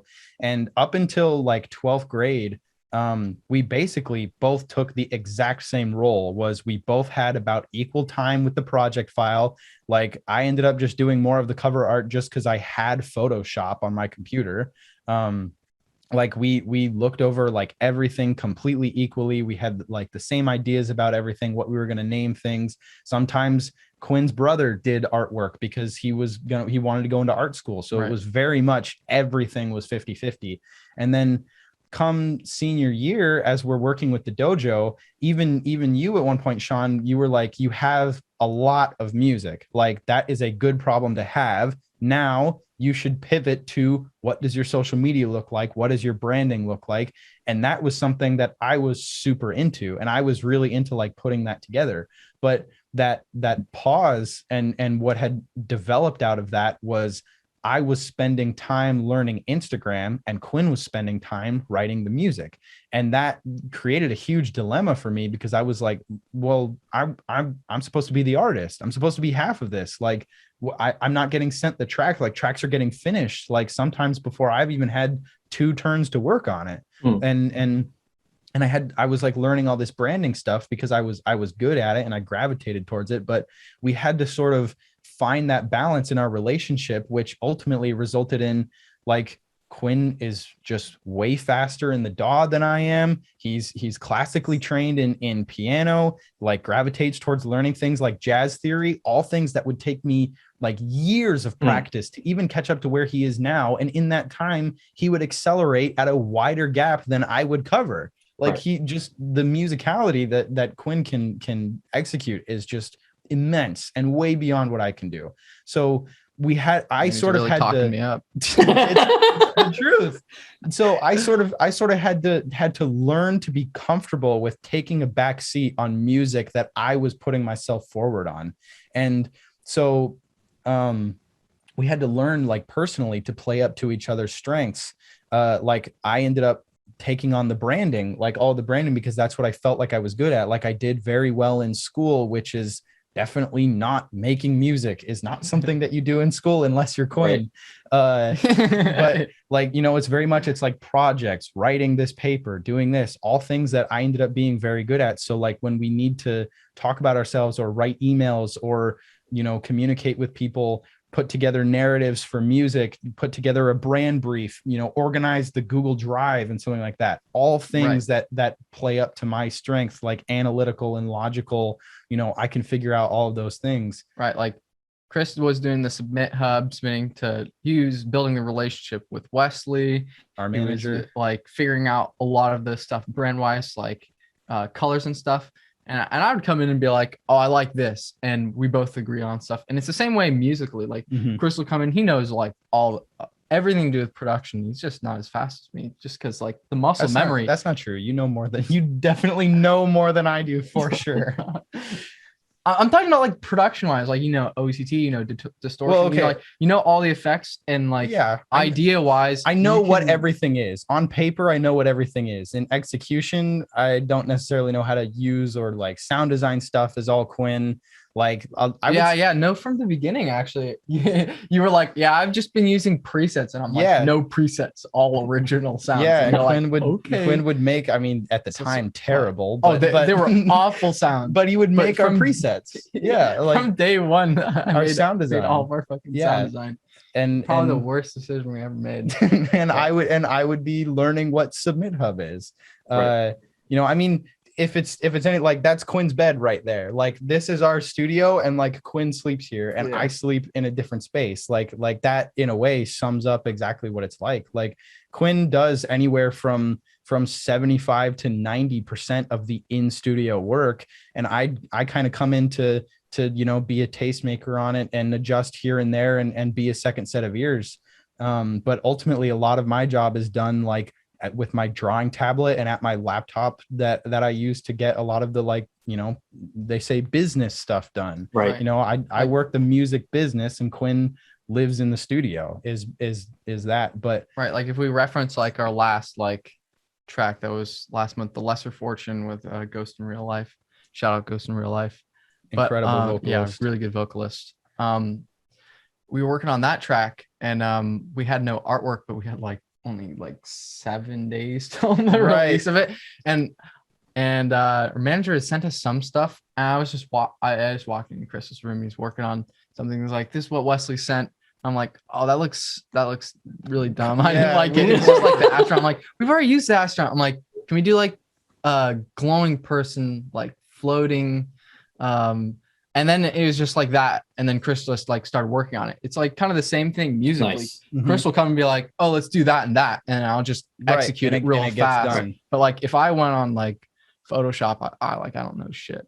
Like, right. So like I'm like making the channel trailers and stuff like that. So I think like, and it's been a rocky road. It's not like we instantly like found out. Like there was definitely a point like of arguments sitting in the car driving home from school. There's when we moved out to Seattle and had to learn to like live together. There was definitely, you know, biting at each other. Oh yeah. There was a point where I was totally up in arms. Like, I don't want to be your manager. And like, I wanted to have a part in the art and had to figure that out. There was a point that Quinn was like, listen, like the stuff that I'm writing is just like this is going to be hard to hear, but like just better than the stuff that you write. And like, that is a really difficult thing to hear and really bogged me down. But like, ultimately it was true. And so we really we just had to work out, like, play to our strengths. How do we keep this project like an accumulation of the both of us? Mm-hmm. How do we make sure both of us are present, you know, in this? But along the way, I think one thing that has helped us out immensely, because I know you were talking about, like, you know, as a solo artist, you're kind of just speaking into a void and like hoping what you're doing is good. We have been so incredibly critical of each other, but also have like since day one got to a point where it's like, it is not personal. Whenever I'm being super critical of whatever you have put together or this idea that you've put together, like, I'm not attacking you as a person. I have no issue with you as a person. There's no one else I would rather be in this duo with, but what you have written here is trash, and we need to reevaluate. Right. And we've been like, we will release something, and then back when we were obviously less, you know, proficient at music than we are now, we would release something, and then we'd be like, yeah, like, this person's better, we got to figure out this, and be like, yeah, we're still pretty trash. We're like, yeah, we're still pretty bad. And being completely available to be incredibly critical of our skills and always recognize that there is still so much room for growth. Even now, we listen to our music and recognize that, you know, it's still not really up to par with some of the stuff that the huge labels are putting out that we want to be with. And we recognize that, like, being super critical about that really just opens up the path to recognize how much room there is to grow. Right. Like, damn, there's so much growth that happens. Like, I'm already kind of baffled at like our progress being like, ninth grade was what, like 6 years ago? I think 6 years but like ago. Yeah, so that's like 6 years of progression. 6 years like ago. 6 years is a long time. It is. At the same time, like, there's professional artists that have been working at it for like 12 years, right? And like, that's like double the time. And or 30. You just got to understand that the journey is at 30. 30. True. Shout out Yellow Sean. Dog. Shout out Yellow Dog. Let's go. But yeah, a lot of new producers that come into the dojo just got to understand that if you're writing your first track, like, don't expect greatness, because it's probably going to take like 10 years till you're making like masterpieces. Right. Like, do the 100-track challenge and learn that it's okay to write garbage. Oh yeah. Like all 100 tracks, totally okay. They're all bad. Right. There's one that we are still confident with keeping up. And we don't really even play that in shows. I mean, we sometimes drop it as a double with someone else's track, but it doesn't go off on its own, and it's totally okay. All of it has been okay. The first 10 tracks that we wrote, we even at the time were willing to admit this is not very good. And everything that we've written in between, it's like, I like this. This is fun. Does it hold up in the industry? No, it definitely doesn't. And even at the time, we've been super critical of it, and of my art, we've been super critical. We've learned that, like, it is a good thing to recognize that you are still not good enough.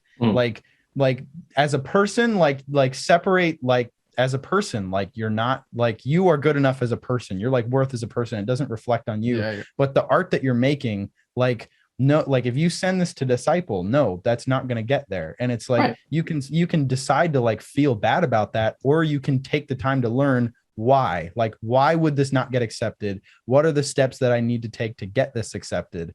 What do I need to do to get better? What do I need to do to sound like this and that? And then do it. And that's something we've done since the beginning. We've been so critical of ourselves and super hard on ourselves, and never taken it personally. And it's really only led to like, yeah, we're trash. We're not good enough. Let's work on being less trash. And now we're at a point where we're starting to be genuinely proud. But even as we've been talking, like our Rebelware EP, like, I don't think our Rebelware EP is very good anymore. Yeah, like it was a nice start, but for the time it was good. But like when we go and show people like our music now, and they want to hear who we are, like, I pull up our unreleased catalog on Spotify. I don't tell them to go listen to the Rebelware EP, because I think the Rebelware EP has gone stale. It's not the best representation of who we are, and I know that we've gotten better. And it's and that was like only, actually it's like 3 years now, so I guess 2 years. No, it's 2022. Yeah, it didn't come out in 2019. We were living in Seattle. It came out in 2020. I want to see it. Okay, we gotta prove this point. We gotta look it up. But yeah, we've been incredibly critical of ourselves, and ultimately it's like Quinn's. It should be the first one. Just Google it. Just Google it. Oh, Google it. That's the tragic thing about the tragic thing, or the complex thing about being an artist, is that you're constantly improving, and like your art is just like a snapshot in time, right? So the other danger you could run into is like what you experienced as well, is like you're creating all this stuff, and then each week you're creating something better, and then you just get on this hamster wheel where like you never stop and take a snapshot of the moment in time.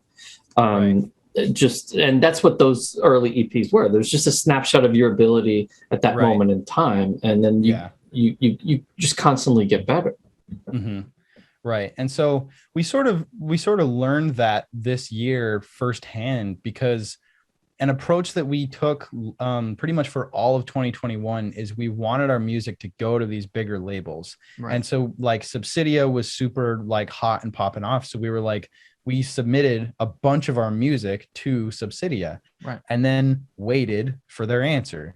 And Subsidia has massive like pipeline of tracks to get through, like huge. They're and they release a lot, and a lot of people want to submit to Subsidia. So we waited for Subsidia's answer, and we reserved those tracks if Subsidia wanted them. We weren't submitting those tracks to labels that might have gotten to it quicker in case Subsidia said yes. And we kept piling up music and wanting to do the same thing. And then we realized it had been 10 months since we had released anything. And we were like, damn, that sucks. So now we get to a point where some of the stuff in our unreleased catalog is already starting to stale, and we never even got it out when we were hyped about it. And so like even the Arcadia EP, like we wrote the Arcadia EP like in 2020. Yeah. Like we wrote it like it's been finished for nearly 2 years at this point, and it's like a year and a half at least. Yeah, it is definitely a year and a half. Right. That's the first version. Since we first started writing it, and we're really happy to like get it out. And so now this year we're going to be putting out a lot of music, and we're going to be learning that like and where we have already learned that it's better to just put something out than to wait on these huge labels. Because like we're going to be self-releasing this year, which like last year with the approach that we were taking, like if we thought something was good enough to get on Subsidia and we were going to get the exposure that Subsidia would get us, then there's no chance in hell we're going to self-release it. Like no way. But now we're at a point where it's like we're going to write something better. Like we have to get this out. We have to show people this new music, because you lose so much momentum waiting on that, and just, you know, behind the scenes getting better and better and better, and then everybody else just sees, you know, an empty Spotify discography. You've never got around to putting it out. And here's the thing, like, you know, as the artist, you look at your art and you're like, oh my God, I could have done this differently. I could have made this better. But the thing is, there's fans out there that love it, and they're resonating with it. And that's building your brand and giving you exponential growth and stuff like that. So it's like, it's tragic. Like it's a tragic pitfall that to not step back and take a snapshot of your current ability and just get it out there. Just like okay, let's just take a snapshot. Let's get it out into the world and see what resonates and what happens, and just keep going. Just keep going. Right. And that's exactly what we did like early on when we released like our Midnight City, which is the EP that we put out that we then immediately criticized by doing the arrangement exercise. Is ultimately it's like when you get those feelings of like, oh, you put something out and then you're like, oh, I should have done that. I should have like changed this. And it's like, okay, then do it. It's like, now you can do that on the next track. You lose nothing by putting that music out, even with mistakes. 100%. Like you put it out. If you hate it, you know, in a year from now, you can pull it. You take it down. When you have more out. It's like, you know, go back and then do it. You listen to it and you're like, oh, I should have done this and that. I should have changed it. It's like you are never not allowed to open up another project file and prove that you've learned from those mistakes and prove that you do know how to do it better. It's like, do it on the next track and then put that out and then learn, oh, why am I still garbage? And then get a little better and then, you know, progress on. And then eventually you will be releasing the music that is as good as you really believe yourself to be. And to be honest, like as a fan, like I really enjoy watching artists grow. So like I like to like, all right, so you go backwards, right? Like you listen to their latest release and it's like, oh damn, this is amazing. And then you go deeper and deeper and deeper and deeper. And it's nice to see the growth, like the growth spurts, and be like, oh wow, like they really, like between this release and this release, they really jumped. And it's kind of endearing as a fan to see the artist's growth, you know, and by not sharing that with the world, you're kind of like also not sharing, you know, that important bonding between like, you know, fan and artist. Right. That's true. I don't know. For us, I'd say there's a limit to like what we can show because of how we progress. Like we're not gonna, you know, have our tropical house tracks. Like that's never gonna happen. Right. But it's you know, we still have them like on YouTube. Sometimes I'll go back and listen to them and be like, oh, that one, you know. But another thing to sort of speak to, like, especially the idea of like that snapshot of where you are now and getting that out. Like, for example, like Virtual Riot, like I'm wearing a shirt by Virtual Riot's newest album. My favorite Virtual Riot stuff is stuff he wrote when I was in middle school, like when he was our age. So it's like, but Virtual Riot probably thinks he's like, oh, my new stuff way better. But after as now having like produced music and understanding a lot of it, now if you go back and listen to some of that, super early stuff, you're like, oh, okay, like this doesn't really hold it, and this is that, because you understand it as a producer now. But like as a listener at the time, I was like, this is fucking amazing, and that was all that mattered. It was incredible. And so you like by refusing to put music out because you can get better, like you sort of rob anybody from like attaching those memories to your older music and falling in love with your older style, following you as an artist, but still being like, yeah, but their old stuff holds a special spot for me. I just love their old stuff. It's like, if you don't put music out, no one's ever going to think that about you. And you got to let people think about you. You got to let someone hear your music that is good and they love it, even if you don't love it. And then 5 years down the line, you're huge. You're making stuff, better that you want to put out, that you think is amazing and is as good as you want to be now.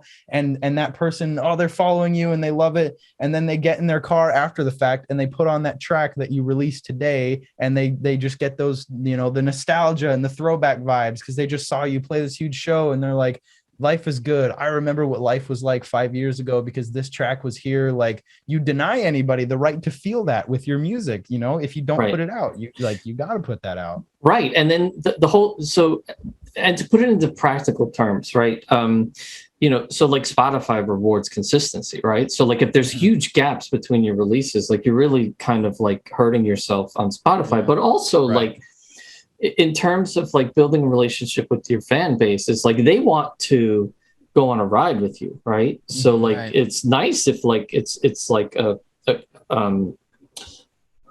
consistent ride where it's like like you start building expectation, like, oh, I wonder what they're going to do this month. Oh, I wonder what they got for me this month. Instead of like, oh, let's drop something in January and then like they don't hear from you until like August or something like that.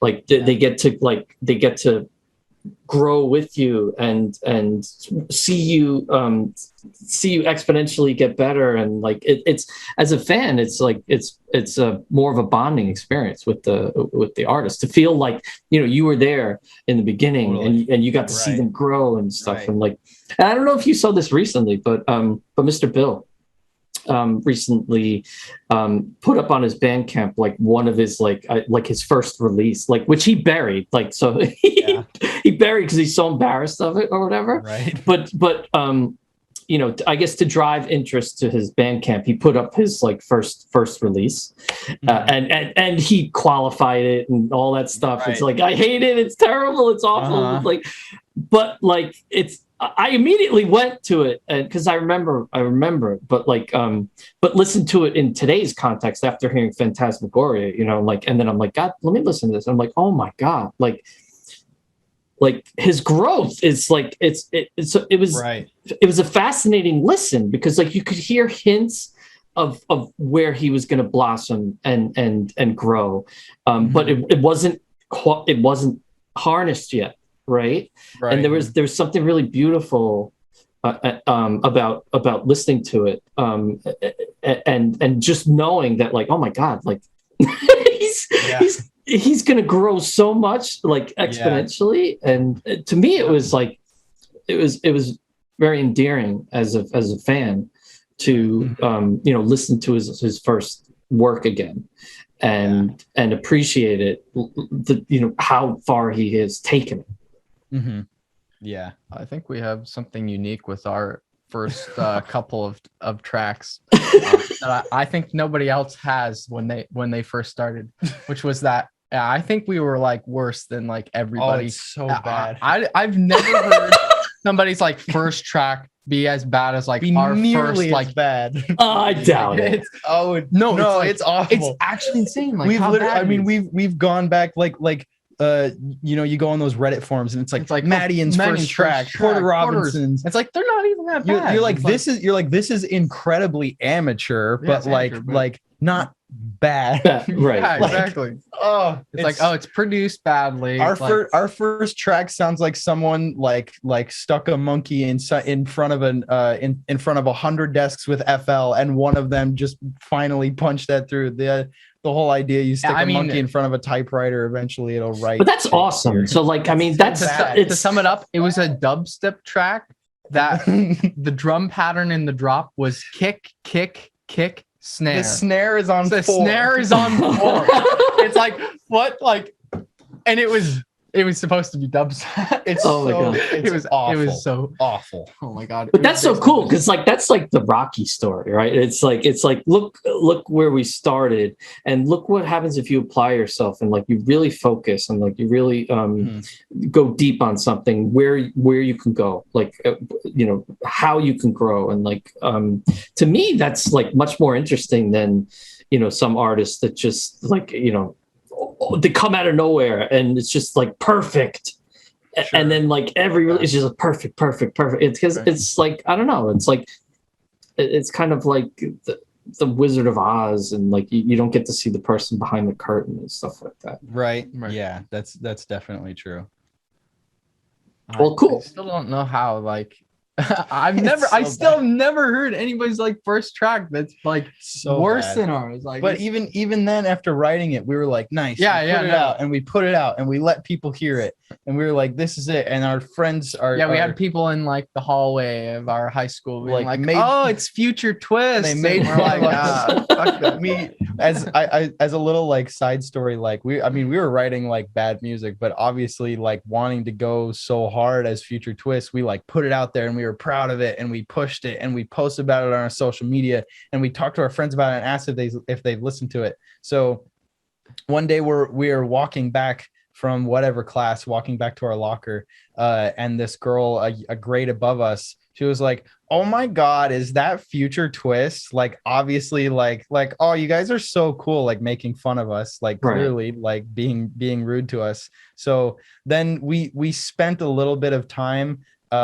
doing rap beats for people because we knew some people that wanted some rap beats. So as our artist tag, we had a girlfriend of ours, like go to a mic and go, oh my God, is that Future Twist? And that was our artist tag, because no matter what people said about us or how bad our music was, like we embraced all of it. It's like we are Future Twist, and that's always going to be it. Part of the learning process. Like failure is a key part of the learning process, and that's why resilience is so important, because when you learn, you're going to be failing a lot, right? Yeah, I think it's like the best part, because when you're failing, it means you're always learning something. Right. It's always there. I mean, although I think you have to be good at failing, because if you just fail and you're like, oh, I suck. Then well, having a healthy relationship with failure and just realize that like it's just part of the process, Right. The only real failure you can have is to give up. Right. You don't fail until you not see the silver lining. Mm-hmm. That's real failure. Right. I mean, it's.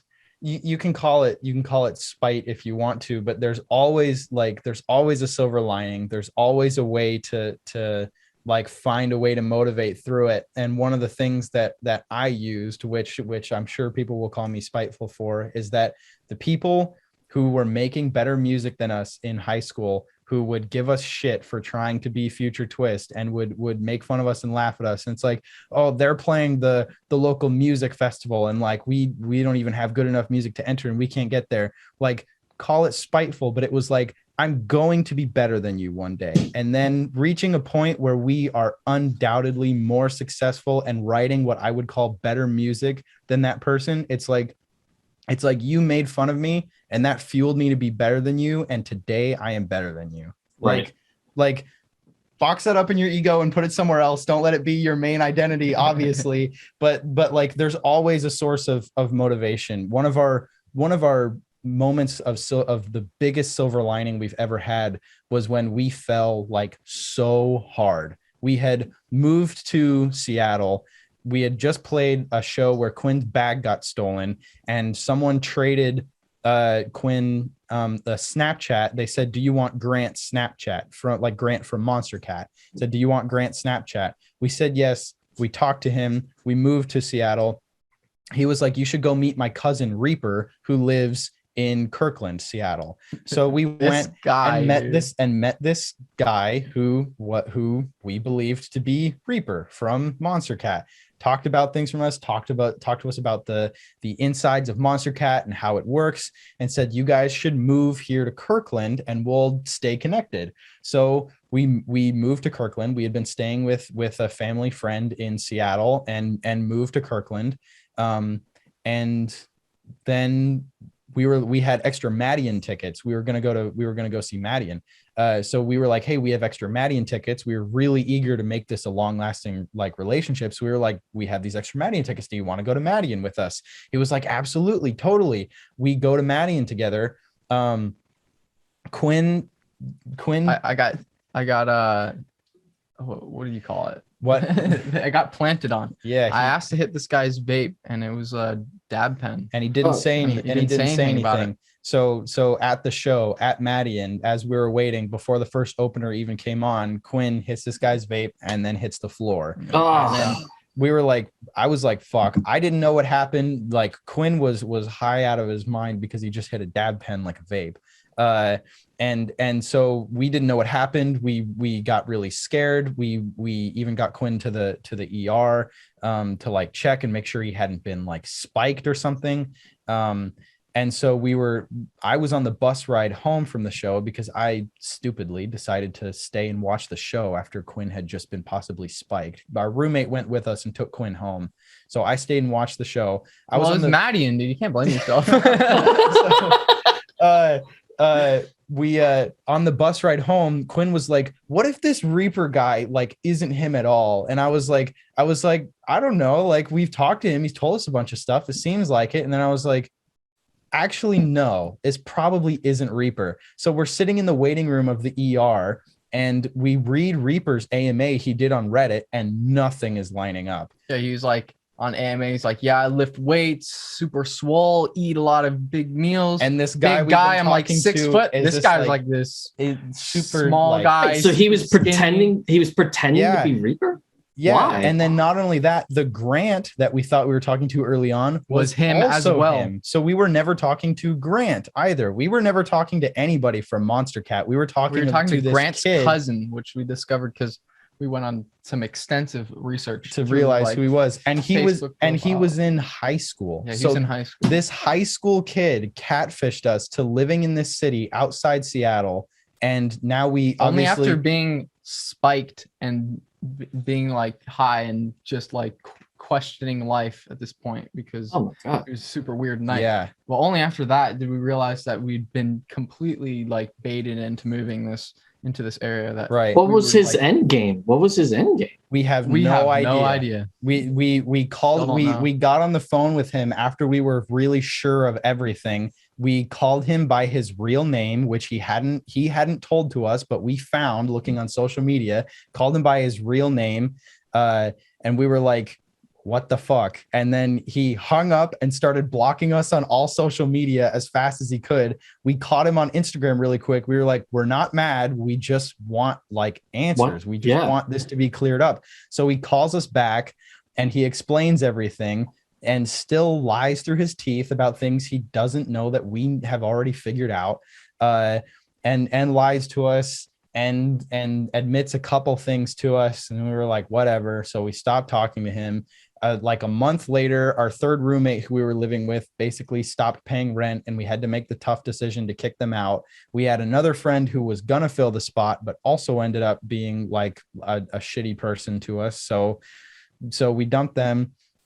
So now here we were, Quinn and I, just the two of us, paying $1,000 each for rent alone, before groceries, before Wi-Fi or electricity, paying so much money in this city that we moved to for now no reason, because the person who we moved to be connected with turned out to be a huge fake. Our third roommate left. Like, we were on the floor. We had our bank accounts was draining. We were like, what are we even doing out here? It was a big mind fuck moment. It was awful. It was a moment where we realized we were like ground floor when we thought we were sky high. Like, we'd fallen really hard.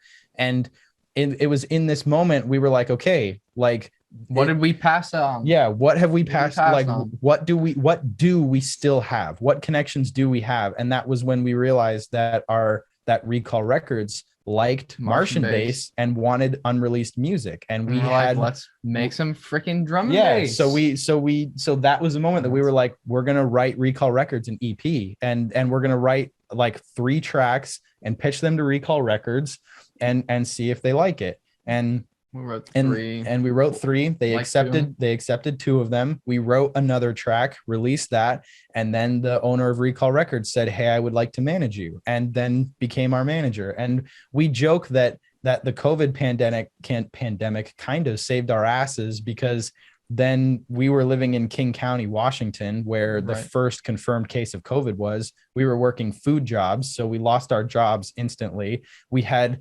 an angel of a landlord who was willing to let us cut our lease and move home because of the pandemic, and gave us our full security deposit back and didn't make us pay rent for the next month.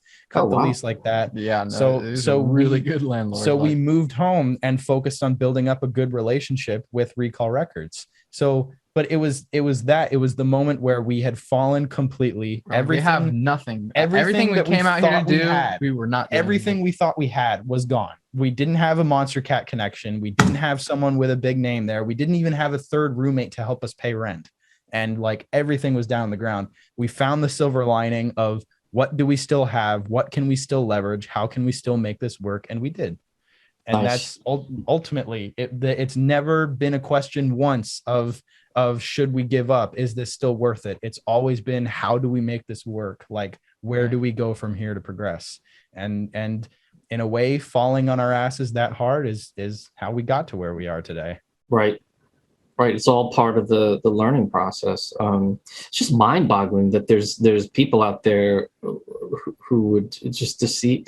What really was what was the end game? Like what? Like I don't even understand. I don't even understand. But whatever it was, it probably wasn't good. Right. I have no idea. That we still don't know, and we decided that blocking this person and cutting off all communication was better than trying to find that answer. Right. So we have absolutely no idea. And every now and then, we check their social media. Every now and then we check their social media to see how they're doing, and they're not doing great. And it's almost in a way a nice little warm spot to know that it's like, you screwed us over and we bounced back. And karma. I mean, like, karma's the real deal.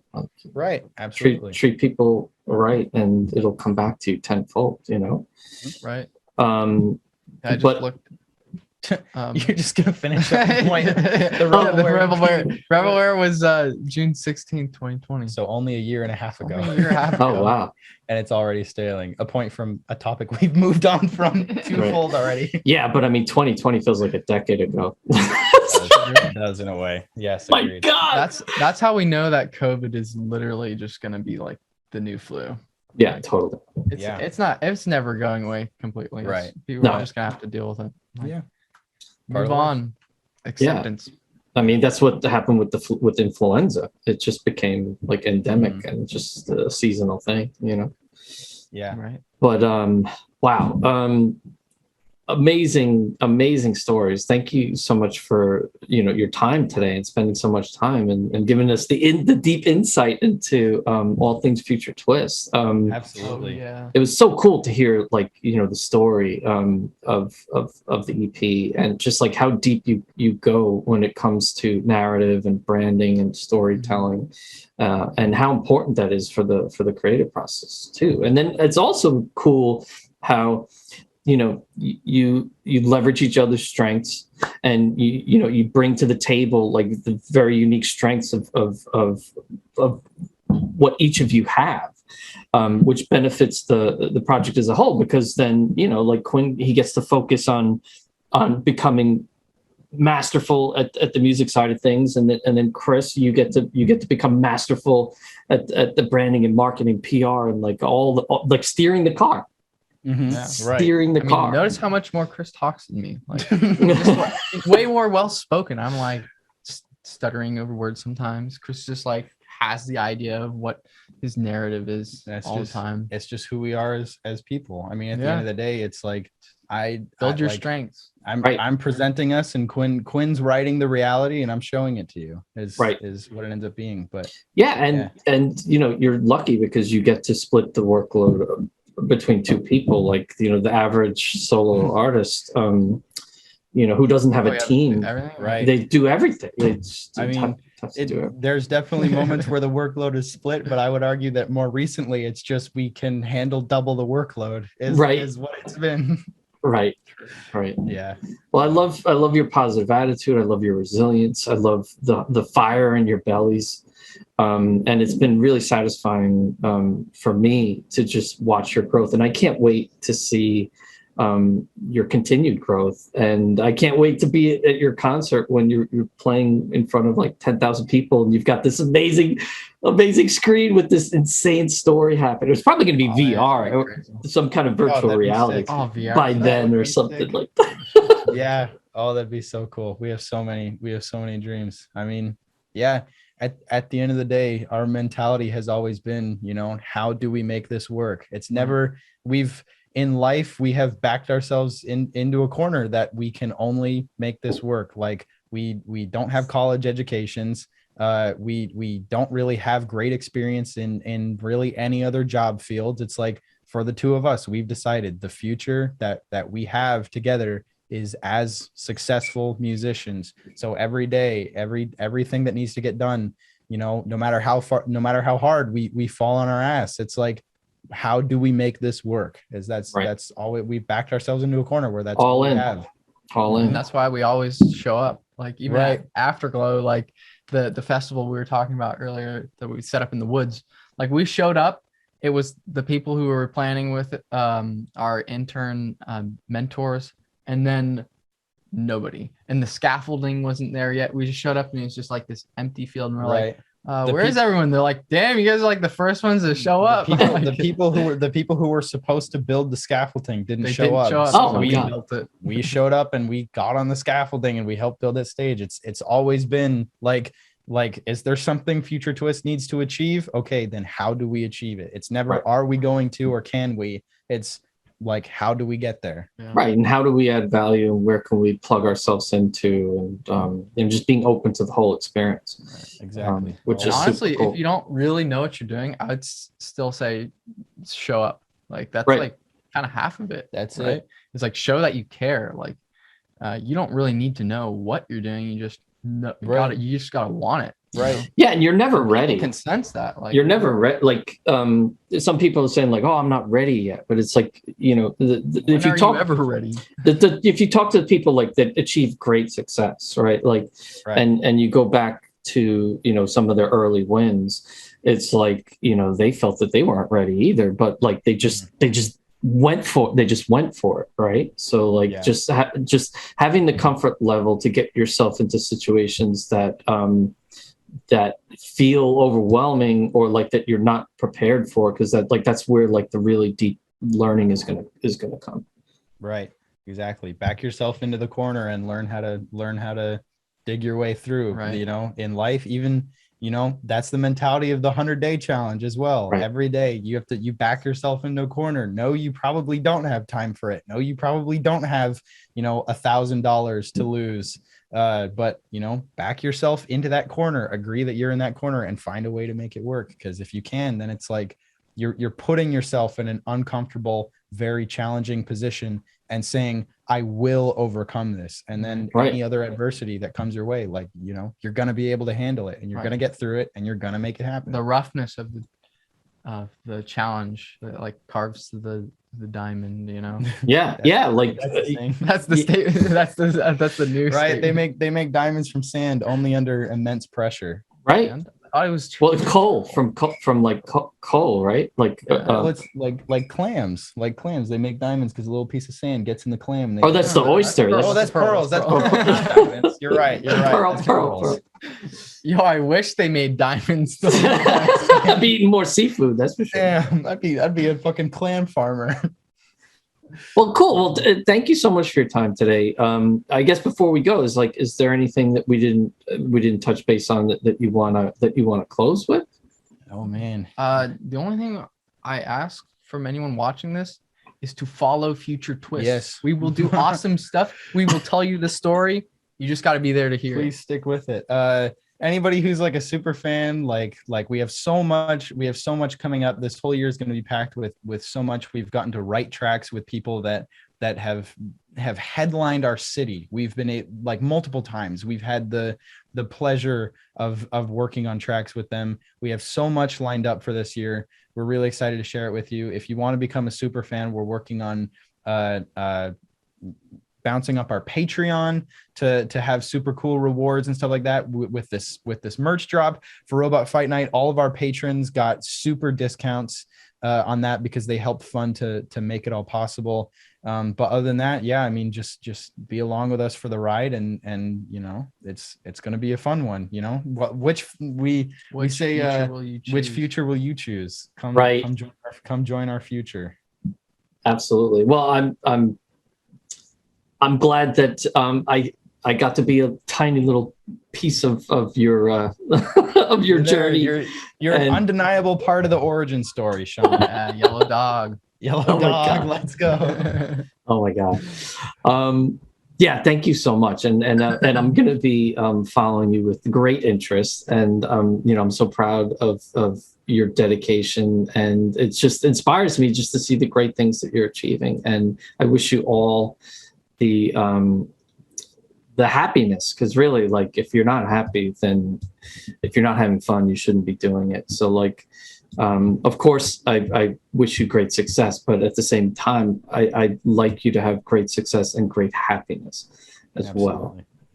So thank you for your time, and thank you everyone for watching. Please support Future Twist and these amazing, we got the single, we've got the remix EP, Robot Fight Night single and remix EP, and we've got Everything is Fine in Arcadia, all in the first quarter, January 14th, January 28th, and February 11th.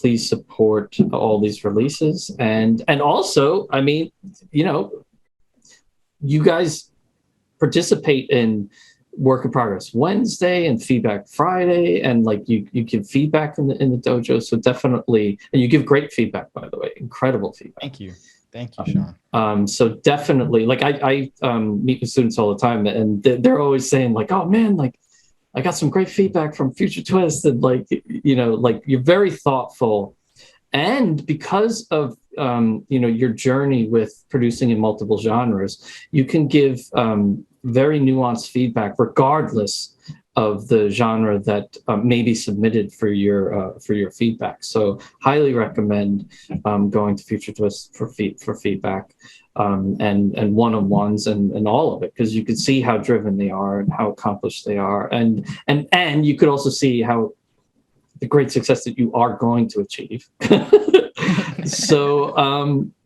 So yeah, thank you for sharing your talents with Producer Dojo, and I wish you all the best. Absolutely. Much love, Thank Sean. you so much, Fawn. Thank you so much, Sean, for all that you've helped us with along the way. Thank you. Oh, you're welcome. All right. Stay safe, everybody. Peace. Adios.